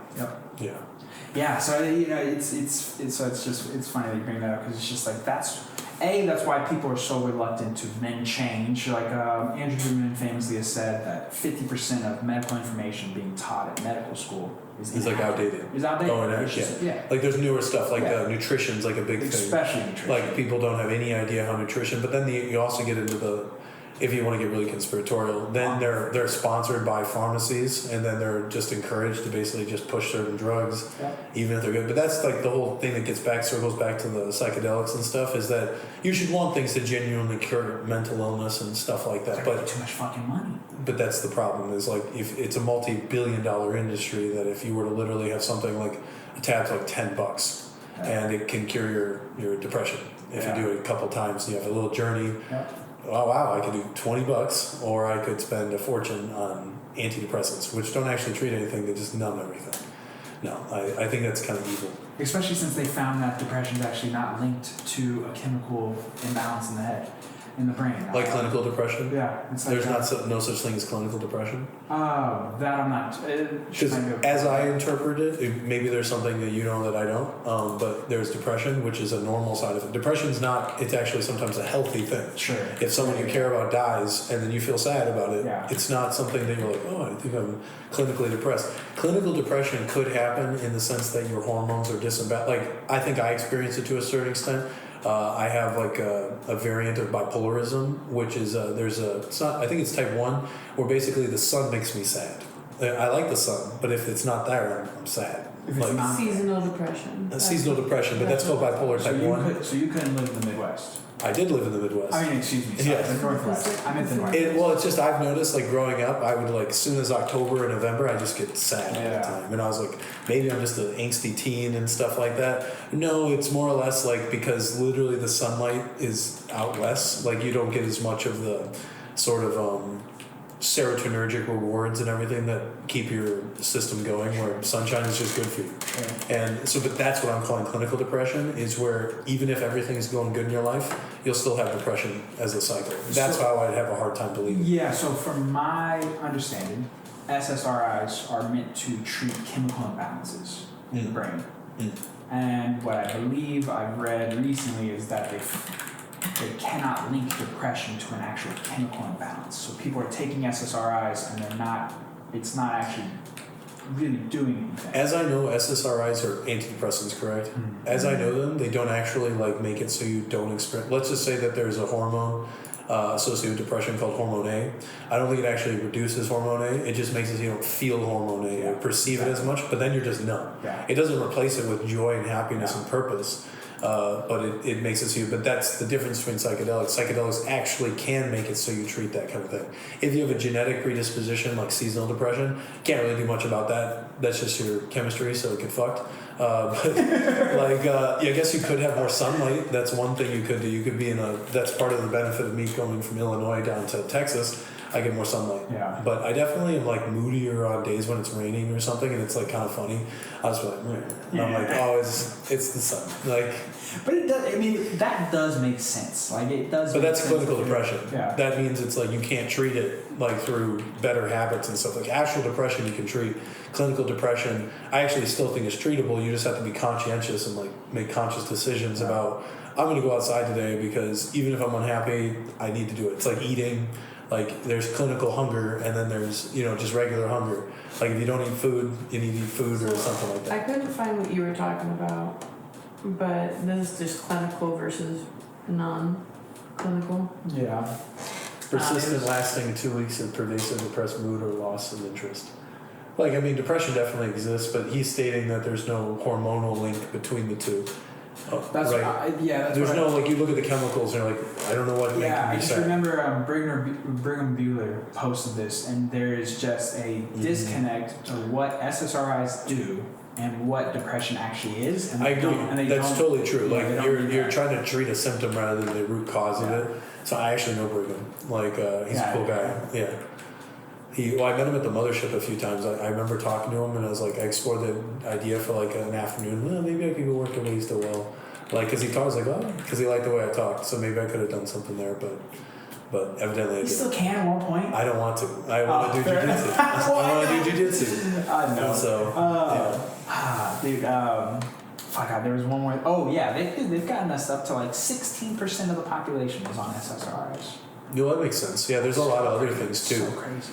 Yeah. Antipsychotics. Lots of stuff. Yeah, and it's always left out. Always left out of the shooting conversations. Well, no, yeah. If you start looking at the people who are actually doing all of these extremely impulsive suicide, all things like that, they were probably on some sort of something. Yeah, that's really unfortunate. And it goes back to the corruption. But then you get back to that and you're like, because then they'll be like, and it's funny because a lot of the people, I think that's part of why white guys typically do it, like are the ones that are usually doing things like that, is because I feel like middle class white people are also the type of people to try to think, I can fix this by getting on a pharmaceutical prescription. Mm-hmm. Like it's just normal. It's like, oh, this is how you help this. Come on, we're not poor. We're not gonna like. And then what happens is the kids on Ritalin since they're like 5, and they grow up stunted growth, weird personality. They were told that being excited was negative, and then they get depressed, and then they go through school and they're angsty and all this other stuff, and then what do? They give them this other thing and this other thing and this other thing. This person never learns how to actually manage their emotions through like practices or structure. Like I think back in the day, people like I remember somebody said this quote. They're like mental disorders got invented in like the 1900s, but they always existed. So it's like you had like people were just they would just say you're sad or something like that. But people found, I think, more holistic ways to deal with them. Like, oh, you just need to be around your friends more. Maybe you just need like to go exercise. Like people understood that kind of. That's where I said culture solved a lot of the problems that technology didn't. But technology is not necessarily a better tool to solving the problem than culture itself. Yeah, I mean, we only see it seems to be getting worse. Well, I guess the other issue is how long have we been measuring it? Mm-hmm. So maybe it ebbs and it flows, but like it's kind of like when people try to talk about temperature's been increasing over time, and it's like, well, we've only been measuring, I think, consciously for like 100 years. So 100 years relative to like 50 million or whatever, million years or whatever, is not really that big. We're also in the coldest period ever. Mm-hmm. We're in the period that is actually the coolest year it's been. You know, tell it to Texas. Yeah. Yeah. Well, that's the thing, dude. These last couple of summers have been mild compared to 3 summers ago. That's true. Dude, 3 summers ago when it was 100 degrees, Every 3 day. straight months. Yeah. Dude.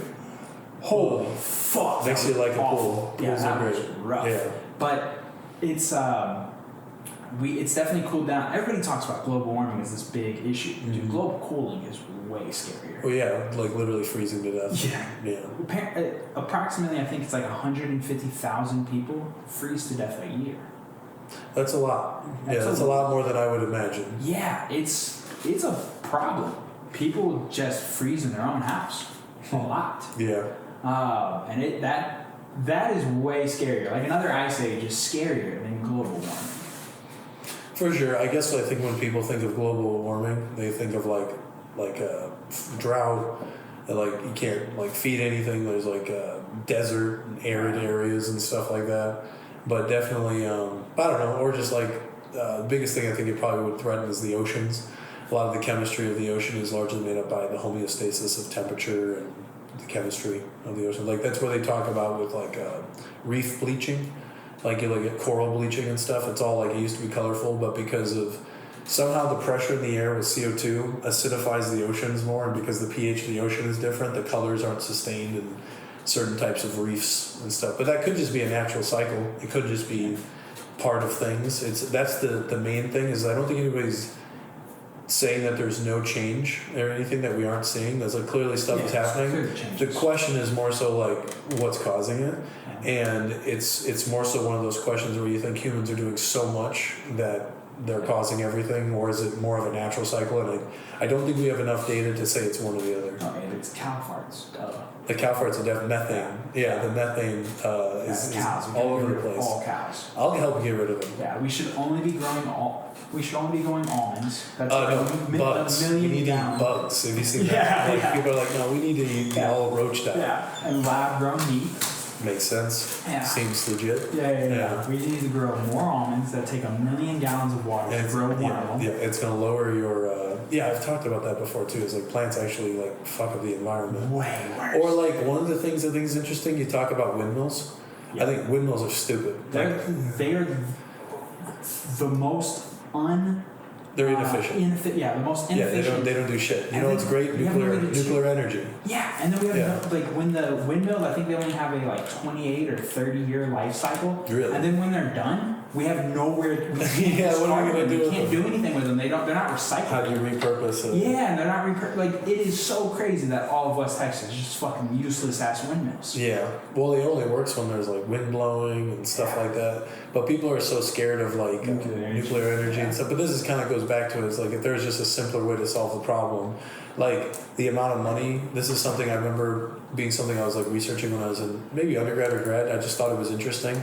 But like the amount of money you could pour into actually making nuclear energy just more safe is so much more inexpensive than trying to make wind and solar as good as nuclear.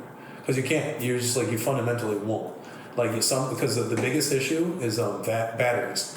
batteries are usually the biggest limiter because we don't have efficient batteries that can hold and store infinite energy, because the wind will only blow when it blows, and then essentially sun is only out when it's out.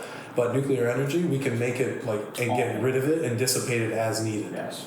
So it's like, okay, so the thing is that the wind itself cannot produce enough to where it directly produces it, and then when you do need it and it's not blowing, you don't have sufficient batteries stored up to do anything. Yeah, and then I hope we head that direction, we'll see.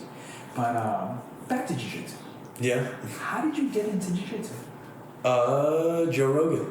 It was Joe Rogan. But kind of like the longer, that's a short version of it. But the long version of it was, I remember I wrestled a little bit in high school. I think a lot of people like to always think, oh, you're a stud college wrestler or something. I was terrible. The best thing I did is I won like the division county kind of thing. I got if I won one more match, I could have gone to state, which would have been cool, and that's not nothing. But I don't have like that super wonderkin wrestling skill. Like Ethan, for example, has been doing anything since he's a toddler. He's way better at wrestling than me. But I remember I told Danaher that I wrestled, and he's like, eyes went open. He's like, hey, have you wrestled? He's like, you're terrible. Like, he literally said this to me like within the first like 6 months. I was like, thanks, John. Good for my self-esteem. But then to his credit, he also gave me like the thumbs. I was like, hey, you're getting a lot better, Abe. And he's like looking more like a wrestler now. Like he's given me admiration in moments or acknowledgement when I've actually done good wrestling skills and development and stuff. So that's been a huge thing. Hold that thought. I have to fucking pee. I fucked up. Alright, ladies and gentlemen, we're back. I apologize. Holy shit, I was trying to pay attention and I was on the first. You have to tinkle. Ooh, okay, I feel so much better. Sorry, I asked a very broad and vague question. Let me let's reel that back in. So, you got into drugs. You're gonna say drugs. got into jiu-jitsu because of Joe Rogan. Similar to the reason why I actually started Muay Thai, but I guess go back to yourself. So I was like I said, I wrestled seldomly here in high school and stuff. I remember I had this guy named Mark Hendricks. He and this other guy named John Gerke. They were like two of my training partners for wrestling. They did wrestling like year round. I only did it seasonally, like for like the 2 or 3 months during the winter.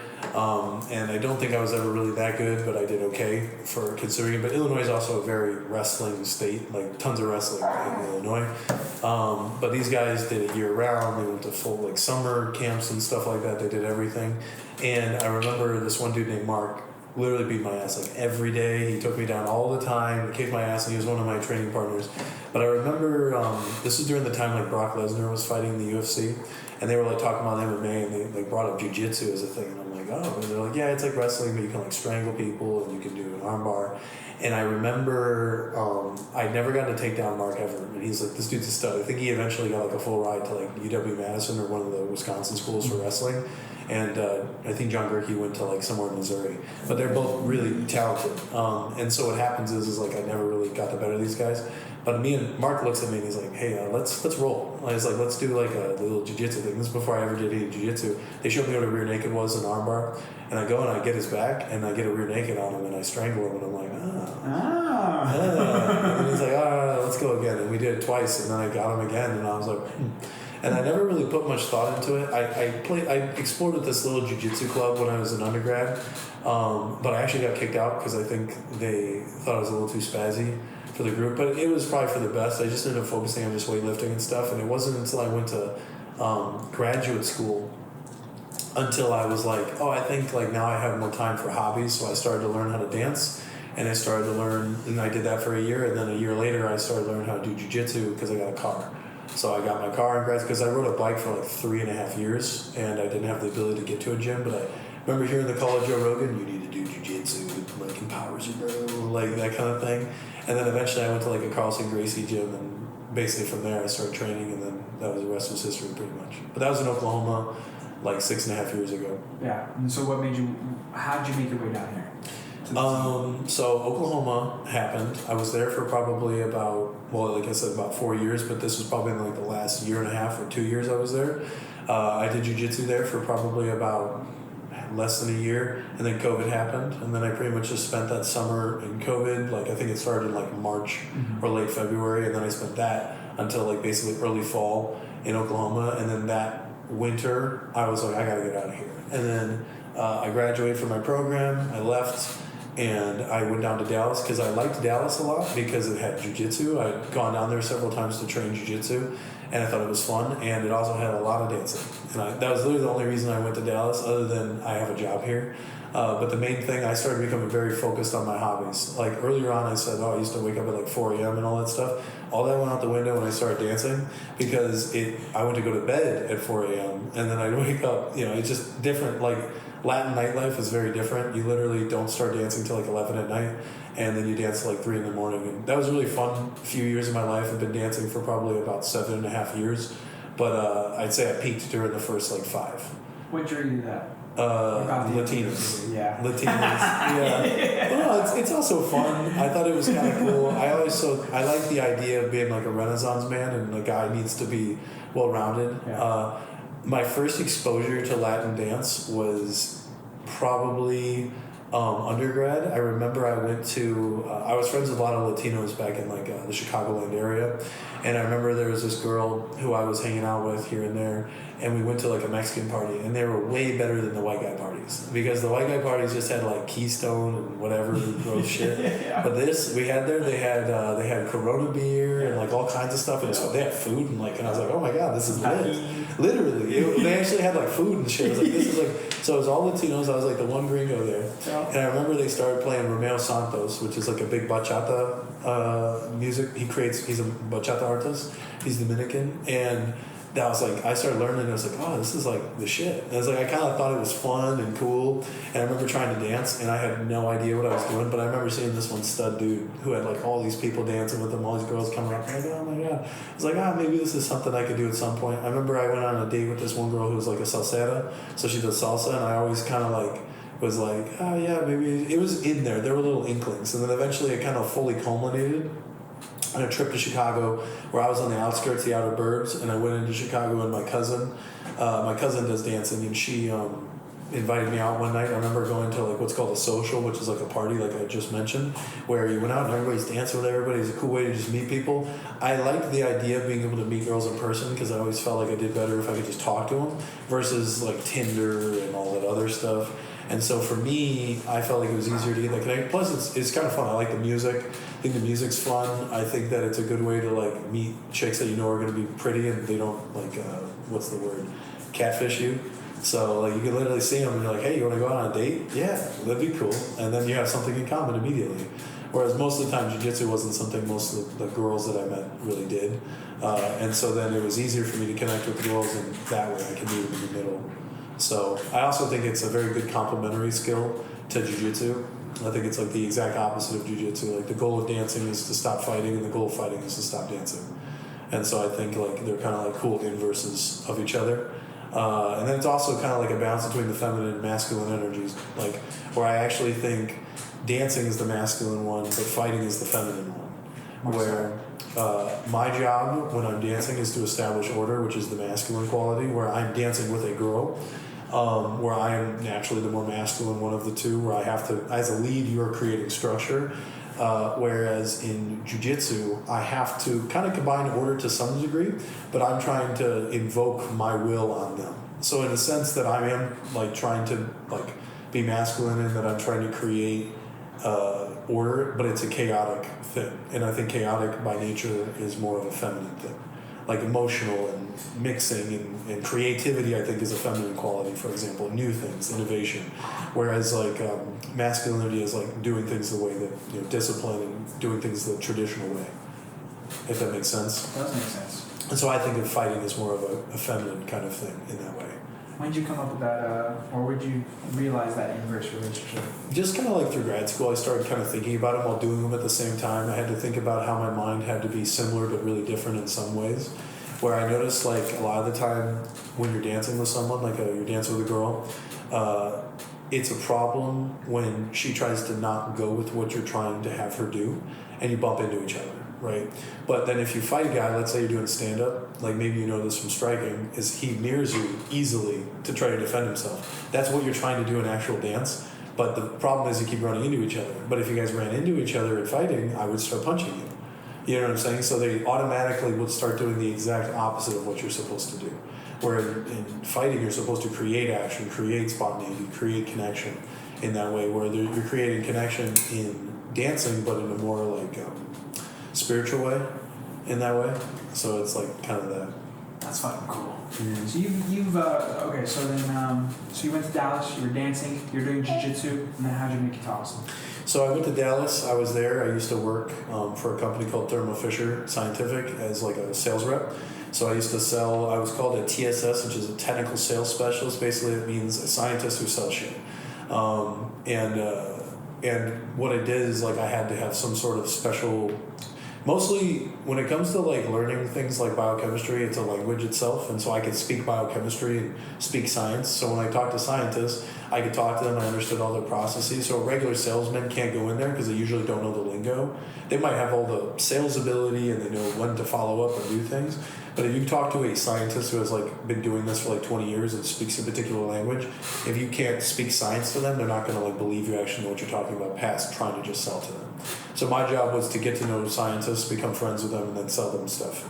And I did that for 2 years, pretty much just right after grad school, until I got fired. But I didn't have my numbers, so that's more or less why I got fired. But it was a blessing in disguise. Because then I worked for the Comedy Mothership for like a year after that. Oh, no shit. Yeah, I used to do security for like the Joe Rogan Comedy Club, which was pretty cool. That was a pretty cool job. But I think that was kind of my reward for doing that because I was still getting on my feet, building my brand as a competitor. And it was a really fun job. I literally got to like meet Shane Gillis and like hang out with the comedians and just talk to them.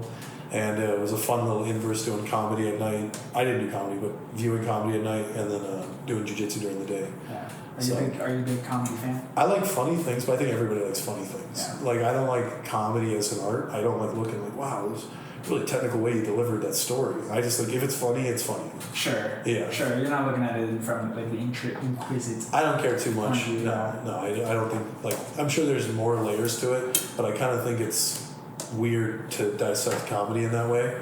Interesting. I think, well, it's just like, I'll talk to them sometimes, like, yeah, his delivery just wasn't that good and all that. Because it's kind of like, I guess, an artist when they're trying to look at like a painting. Like, because comedy's an art in that way, but they dissect it and it becomes like less, it's like the theory of funny at that point, where I think a lot of people, most of the best comedians do it intuitively. I don't think they think about it like an engineer. They're like, maybe I could analyze this and make it 3.5 seconds. I think they're just shooting from the hip and doing it, you know.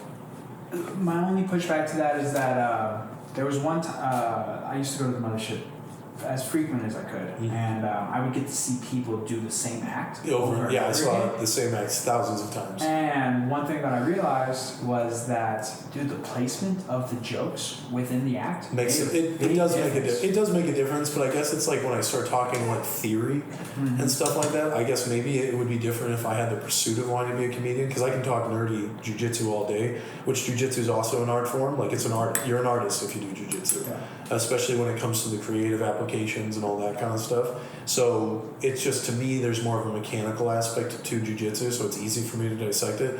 Whereas, like, if I'm just trying to evoke an experience as a comedian, you just want it to be funny. But then you're trying to figure out and dissect how to make something funny for you and for everybody, and how to appeal to the mass number of people. Like, because I guess one of the things I don't like about comedy is that I think there are jokes, like some of my favorite comedians there, I didn't think people thought were as funny as others, but I felt like they had very creative, interesting jokes, and most people would not like get their jokes. Yeah, and I'm like, but I feel like a lot of the stuff people like were just like fart jokes. Who were some of your favorite people? I can't remember all of their names, but there was this one dude, this short black guy who came in, and he had glasses. He's a complete goofball, and I apologize, I can't remember his name. But he had this hilarious joke where he came on and he had this joke where he's just like, you know, the best thing about sunglasses is no one knows when you're looking at their boobs. And so what he does is he puts on these glasses, and then he puts them on and he starts looking at girls, and he's like, wow, wow, wow. And he like takes them on. I was like, see, couldn't tell. It's just like, I thought that shit is so goofy and clever, because it's like, I feel like most people just want to make stupid poop and dick jokes and stuff, but I felt like that was really thought, like you put a lot of thought into that. Or like there's like the one time he's just like what was he saying, like, oh, he's talking about like getting with girls, And he's just like, yeah, guys they can never find it. And then they just like find the clit or whatever, right? And then they're just like, can't find the spot. He's like, why you hiding it? Show me where it is. And then he like, what he does is there's curtains in the back. He wraps himself in the curtains. His head peeks out and he's like, you shall try as you try to find me and defeat me. Like, he goes off on this. And then there was one joke that he never got where he's like, yeah. He's just like, I don't know why people are always saying like Mexicans are so uneducated. And it's just like, I have this friend named Javier. He went to Yale. He went to Yale for 7 years. Can you believe that?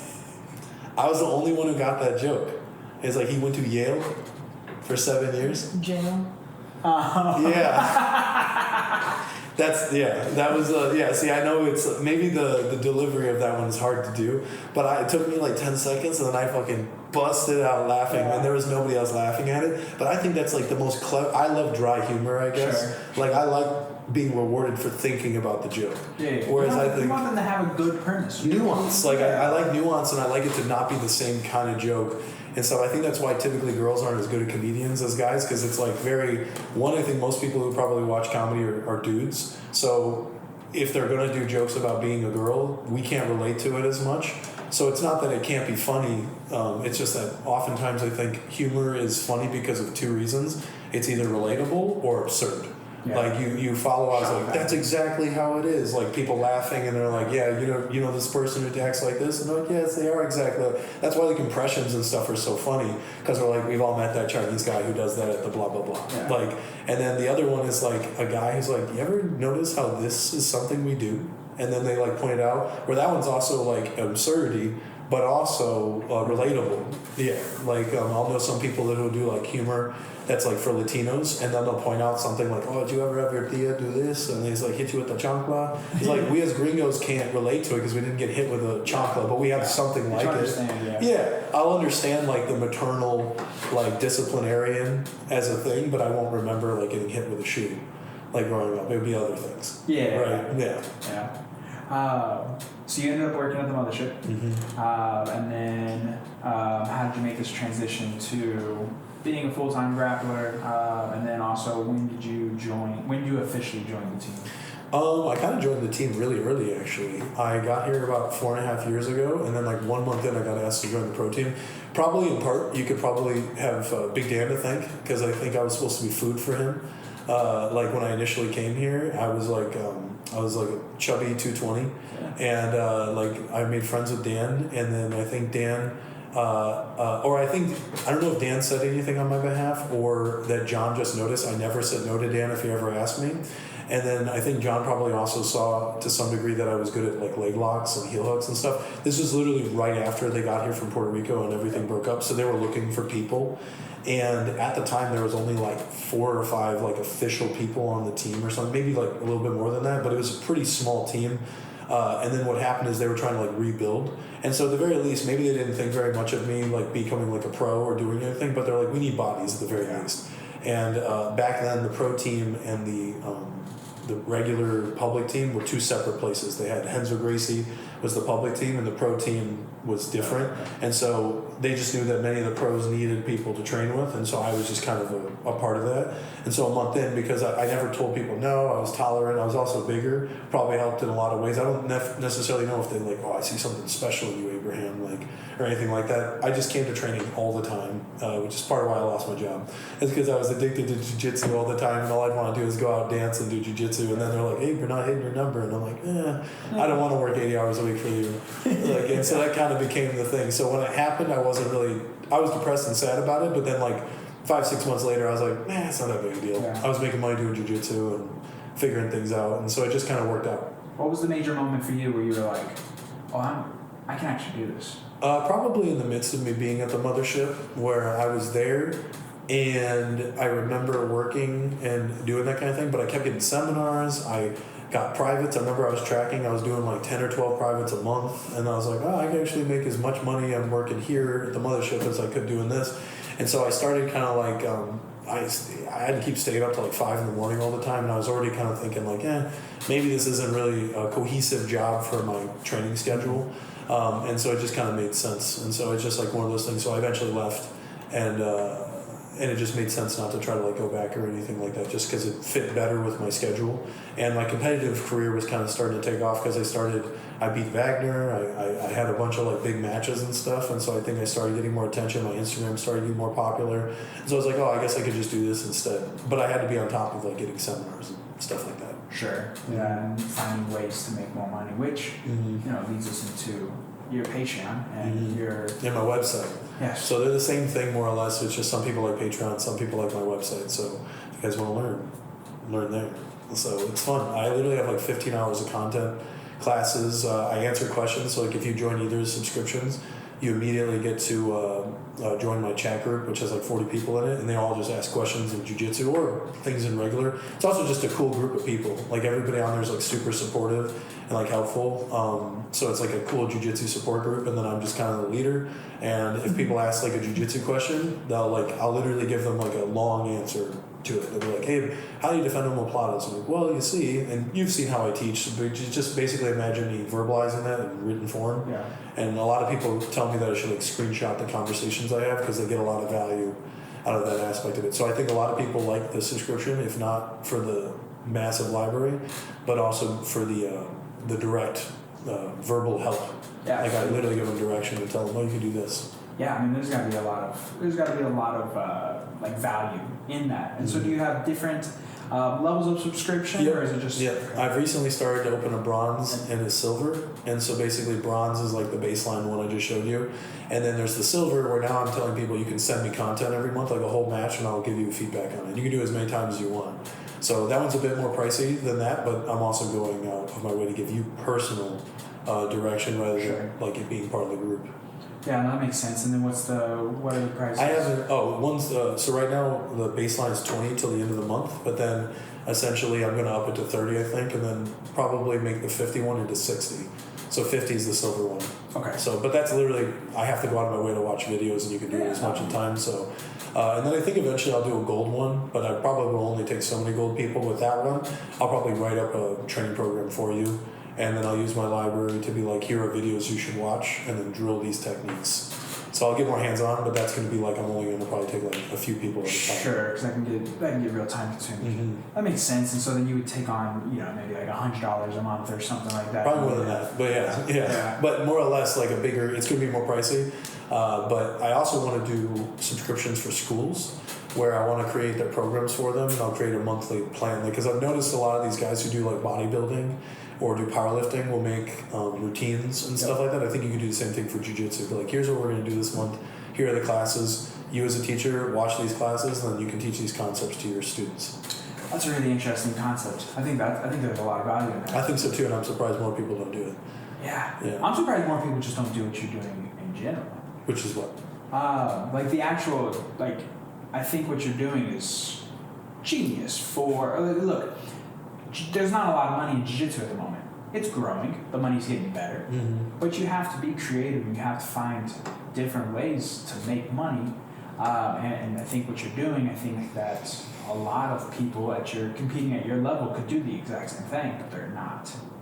There's not a lot of people that are doing what you do. Now, granted, there are people who obviously make a lot of money off of instructionals on BJJ Fanatics and things like that, but I think what you're doing is a very sustainable model that can then work for a very long time. And that's kind of that's why I'm kind of more on the subscription aspect, is I think it's definitely a lot of work, but I think for the amount of income that I'll get in the long run, I think it's just going to be more profitable. I also will keep creating new classes and keep doing stuff, and then as I get more money, like I just got a birthday gift, but I got like $1,000 camera, so now instead of me just doing everything with my phone, I'm just going to have like really high quality videos, and I think that's going to step up. And then I'll probably just remake the classes higher quality, and then I'll also watch the previous class and I'll be like, oh, I could have said this, I could have added on this, so it's only going to improve over time. Yeah, absolutely. So, absolutely.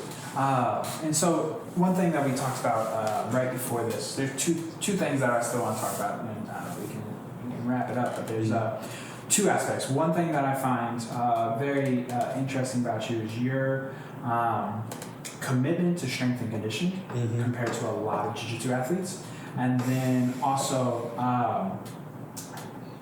fuck, I forgot. I'll remember in a second. But Sure. strength and conditioning. Right? Sure. I was actually talking about this today. I went to go get a sports massage. I've been going to the same guy for over a decade. He works with a ton of bodybuilders, professional athletes, and he doesn't really see any jiu-jitsu guys really coming in. And I feel like that portion of the sport is still catching up. There is a lot of jiu-jitsu athletes that have or operate under the mindset that strength and conditioning will hinder their jiu-jitsu, or it's going to get in the way, or they don't have the time to do it. And I feel like you just completely prove the exact opposite time and time again, because when I roll with you, you actually don't really weigh that much more than me. You are a fucking brick shithouse compared to a lot. Like, there's a lot of dudes that I roll with that weigh 230, 240, 250. They're not as strong. They don't have the same level of strength. They don't have the same level of foundation, the base that you do. And that has to be a testament to your strength and conditioning. Well, I've been athletic and involved in. I've been weightlifting since I was 14 years old. I've always done sports pretty much since I was a kid. I played football, did all that kind of stuff. So I think there's something to people who have just been training for a long period of time and just building that good muscle, everything, and just learning to be an athlete, knowing how to move, be explosive. And then secondarily, I would say that I also have a very good personal trainer. Shout out Kenny Goo, the grappling doc. He's one of my sponsors, but I've worked with him for a few years now. He gives me a lot of really cool programs. His cool thing is he actually has a PhD, I think, in like personal training. Forgive me if I misquote that, but essentially he has a huge amount of knowledge and specifically gears it towards jiu-jitsu and grappling as like how are we going to apply that. So the main thing is I think most people, they're like, I'm just going to do a bodybuilding workout, but you're not just like, you're not a bodybuilder. So you need to know what kind of lifts should I prioritize and why do bodybuilders, because the problem is they're coming at it from, they look at jack dudes who do bodybuilding and they're like, this guy is strong, therefore I want to be strong. But the thing is, they're strong in a different way than what we need to do. Like, admittingly, I think my bench press is like way less than what it used to be. So I used to do powerlifting and I had a 360 bench press. Like, I could literally bench at least one rep max 360, and I cannot do that now. Yeah. So I used to be able to, but now I think I could maybe do 315. Like, but I think my perceived strength is my functional strength is way higher. Maybe I'm not as skilled or good at that lift anymore, but I think my actual practical strength is much better. Yeah. And you said, I mean, lots of bodybuilders show muscles. It's not a lot of functional strength, as you mentioned. You put them up against like a CrossFit athlete, or you put them up against an MMA fighter, they're going to get smoked. Well, also, like, the MMA fighter or jiu-jitsu people, they learn to use this is why technique is still king, is because they're using it efficiently. Whereas, like, if you fight a bodybuilder, they're just going to explode all over the place. That's all they're used to doing, is doing some big motion. And a lot of time that would work in a normal fight against untrained people, but we go against enough people regularly that are going to spaz. Like, a white belt comes in, he's doing crazy shit. He's like, okay, give this guy a minute, he's going to gas out, and then I'm going to strangle him. I think I saw you the other day, we're going against some really large dude that came in and you had forced. It was Stretch's buddy. The black guy. Damn. You know what I'm talking about? Yeah. He was a cool guy, but I remember looking. He played D2 football? Yeah, I had a proud papa moment at that moment. I'm like, get him, Brodey. Because it was a clear, it was a good expression of what jiu-jitsu is about, is that you clearly are more technical. The dude's like a brick shithouse. He comes in, he could probably outbench. I swept him. Huh? I swept him. Yeah, well, I'm just saying, the good jiu-jitsu. And so I'm just sitting here, it's just like, he's a guy who clearly is a physical specimen when it comes to it. There's no reason he couldn't be more of an athlete than any of us. But the actual art of jiu-jitsu is the application of that. You do need to be an athlete at the end of the day, but why not have both? Yeah, have both if you can have both. Yeah. So you don't have to choose one or the other. Yeah, I mean, how much longer do you think it takes for that to like catch up in jiu-jitsu where more athletes? I think it's crazy because you look at MMA fighters, they've clearly adapted this model. Like MMA fighters, there is no one fighting, not no one. There's very few guys at the highest level that are not doing strength and conditioning, but you see jiu-jitsu high-level athletes constantly not doing strength and conditioning, and it's weird to me that they don't, like, jiu-jitsu hasn't followed the path of MMA yet. I think it's because jiu-jitsu is done for fun and MMA is not. Like, most people that do MMA are trying to do it professionally. Jiu-jitsu is a hobby for most people. Yeah. Like, and so it's like, they're not thinking, oh, I need to do this in addition. People are complaining that they have to cut 5 pounds of water weight. Like, they're not the type of people. Like, if I have to, like, convince you to train more than 3 times a week, like to roll, then you're nothing more than a hobbyist. Yeah. Sorry. It's valid because I say it all the time, dude. Like, one of my biggest things is, you can't play MMA. Yeah, no, it's a serious thing. There's no playing MMA, right? And so I would, preach this when I was coaching the MMA team at John's. I'd tell them all the time, like, look, dude, like, if there's a guy in a fight camp, it is your responsibility as that person's training partner to try to inflict pain on them because the person in the cage is not going to give a shit about them. Sure, you're trying to give them a look. You have to give them a look, right? And in jiu-jitsu, you can get away with playing jiu-jitsu. Like, you can play jiu-jitsu a lot. It can be very playful in its nature. Obviously, for y'all, like in the pro sessions, I'm sure it's a lot different. Yeah, I tend to have the opposite. Getting after it, but yeah, when I roll with like regular people, they're like, "Dude, why are you going so intense?" And I'm like, "This is regular. This is just normal." That like it'll be like one of those things. I think because I usually have like a reputation that comes with me, so people kind of expect, oh, it's gonna be a hard roll. Yeah. But if like nobody knew who I was, or I'll see it sometimes, like they're not ready for kind of the intensity of what the trainings are. So sometimes I have to, as a coach, kind of like, do you remember we were saying, I think even before the talk, we were like, well, what do we do about the trainings, or how do we structure certain things? It's like, well, I have to remember you guys are people not trying to be like world champions or anything. It's not that you couldn't want to do that. It's just this dude's a carpenter, this guy's an accountant, that guy's this, and they're just trying to train so that they can train again tomorrow or in 2 days or go home and feel like they did a good amount of exercise. Yeah, no, for sure. It makes sense. I don't remember the other fucking thing, so. It was something like that. I think it was just teaching or something. Yeah, I know exactly what it is. Dude, I feel like you're one of the most underrated grapplers I know. Yeah. I genuinely believe that. Brodey and I talk about it all the time. We can't fathom why you're not a bigger name, why you're not on a bigger stage. Because there's only been 2 people that I've rolled with that have done what you did to me. You're one of them, and then Dan the Man-Child. Oh yeah, Dan's good. The 2 of y'all have fucked me up in a different way, right? Like Ethan obviously taps me a shit ton because he's very fast. I saw the real lizard. Yeah, lizard, right? he gets the things very quickly. Sure.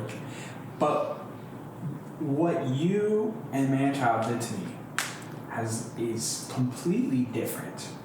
It's a very it's an ass whooping. It's a different kind of ass whooping where it's just like, again, I feel like I can't do anything. I can't move either of y'all. Y'all are both imposing guys. You're both big folks, and it's a very helpless feeling. Because but you can feel the intention around what we're doing. It's not just a big guy holding it down. There's like, wow, like all the doors are closed. Yeah. Exactly. And I feel like Brodey says the same thing. He's rolling in the pro sessions. Obviously, you got the guys, the bigger guys who are also very good, like the Marigalis. Sure. And you got Brodey and those folks, right? But I feel like you're right there, and I feel like you don't get the respect that you deserve. I mean, a lot of my personal opinion. I think a lot of it happens to come is because New Wave / Kingsway is such a stacked team. There's so many of us that are good. It's not just me or those people. It's like there's so many. Where I think if you took the top 10 best people at Kingsway, and if you tried to take the top 10 best in most other places, you'd have a weird split. Most places only have 1 or 2 good guys, but Kingsway is very blessed with literally having even the guys you haven't heard of are better than most people you have heard of. There's probably so many people in that room that are in the position as you, right? Well, they're kind of underrated. Yeah, well, it's not just me. I think it's a lot of people at my gym, Dom. Dom's underrated. Yeah. I think Dom's awesome. You could say to some degree maybe he's gotten a little bit because he took second at trials and stuff, but I don't know why he's not on WNOs. I think Dom's a killer. Dude, what he did at PGF was... He killed it. He walked in 3 weeks late, and then he became one of the top scorers. Yeah. So basically, all you guys got a head start, and then he caught up. Yeah, he just came and kill after kill. Dom's a killer. Dom's a killer, for example. I don't think he gets enough attention. Landon's a killer, but he just won EVI, so he's starting to get a little bit of love. But there's people like that I'll train with, and I'll know, be like, oh yeah, they're studs. They're a beast, that kind of thing. But then the main thing is, I think jiu-jitsu culture wants there to be a diversity of teams. They want, we got 10 planning, we got Pedigo, we got this, Racing Bob. Where they like diversity. Where the thing is if you were to really just reward, I think, everybody that's actually good, it would just, I think it would be overwhelmingly our team. Yeah. And so I think it doesn't make it fun for it, because if imagine they said, show the top 10, and it was 5 of us are all Kingsway athletes, It's like they make a big deal when it's only 2 or 3, but I guarantee if you gave us the same kind of opportunities, like the best thing you can do is be from a team, like be as good as like a pro, but be from a team that doesn't get as much attention, and then be there. Like I think that's why you'll see some athletes from like 10th Planet. They have a big brand name. Like the best thing about 10th Planet is a huge brand that like you can go to all the 10th Planet schools, make money doing all that. But if you're just like kind of good, you'll do super good there because everybody will start rewarding you for being like, oh look, you went to trials, you won something. Like, you know what I mean? They'll celebrate you like crazy. Eddie Bravo. It's a bigger deal. Yeah, but it's a bigger like deal for them. Well, for them, There's there's a network supporting them, and then the thing is like if you're, but you'll like the thing is these companies like Flow or all these people are like struggling to find people from these other schools that can compete against like they kind of probably get annoyed when our team beats them so much because they're like, another Kingsway guy is just killing everybody. There's a little bit of haterade in it. Well, it's like because they want there to be this range. It makes it for a more interesting story. Well, it's like think of like sports teams, like NFL teams or something. Oh, the Jaguars and these teams. They want everybody to be more or less kind of equal and have their different studs on each of their teams. But imagine it's like why some people hate on like the Patriots, even though they'll win like everything all the time. And it's like great. We kind of want to see them lose at some point. So I remember like I had the big choice between going to B team or going to like New Wave back in the day, but it's one of those things where I think the trade-off, I think if I had gone to B team and chose that route and kind of forsake trying to like learn from John and Gordon and all that, I don't think I'd be as talented as I am, but I think I'd have more of a presence. I think I could have like my A-block branding could have gone way bigger and all that kind of stuff over there. And I think what they did a really good job of is like their YouTube channel was super popular. Everybody loved it. Like I think a lot of those guys haven't even won a lot of big things, and their brand is huge, and they get a lot of seminars, and they're fun. Like it's like a fun thing. Whereas I think the trade-off of me going to a place like Kingsway is more the idea that I am legitimately talented and I can do the techniques that I need to do, but I don't have the same sort of like flary presence I think as I could elsewhere because I'm like in the shadow of people like Marigali, Luke, Dan.